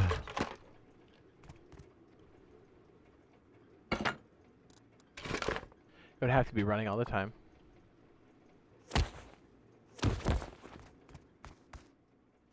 So you'd have to make it a... So we're just going to add this onto our heater. So I can't remember how much this takes. I always have to look these up. Is it 2? It's 1. Okay. Deal. Alright, so by default you can only take 2 off of this, so that's cool. So we're going to take that and power the frequency. So what's cool is we can take something like the light, so it's a silent alarm. So when it takes that frequency, this light's going to go off. Since we have 2, it'll pipe through and power this, which I think is only takes 1 unit of power. So the power out will be that, and our frequency was 4768. I think it's, the alarm's already gone off, but like, if that activates again, we'll see it.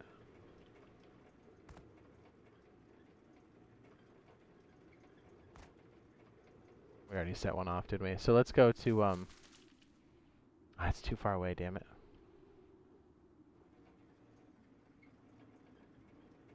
But when anybody activates that, this will go off. This broadcaster, I'm sorry, receiver, will pick up that signal frequency and then activate this. Is a monthly wipe on the 30th? Let me look.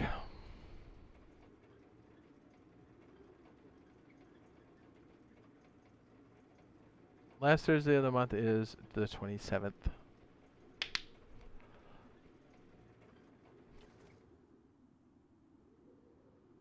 See, I don't even know if we can get back in time to actually see this. We'd have to have somebody else set it off. But you get the idea. So, like, you can have the pager go off. You can also have it set on silent, but it still makes a vibrate noise. You can have this inside of your base to set off a siren. So have it close to where you're typically standing, and then you'll see the light go off, and you're like, oh, word. And then you know someone's doing oil rig. So you know it'd be good to have a locker close by, so it's your oil rig go bag. Jump in your boat and zip.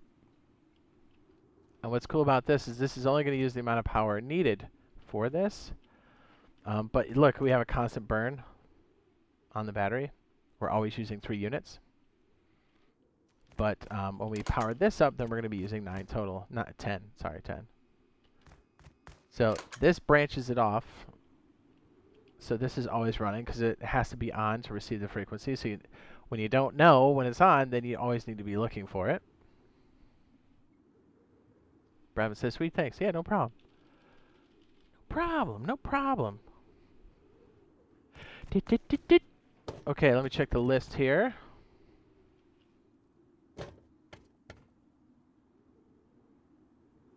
Raven. Braven? Braven. B. Raven? Braven? Alright, just checking the old list here, boys.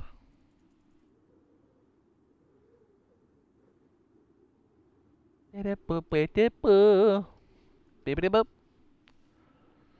love electronics. It is the best. Yes. Alright. I think for now...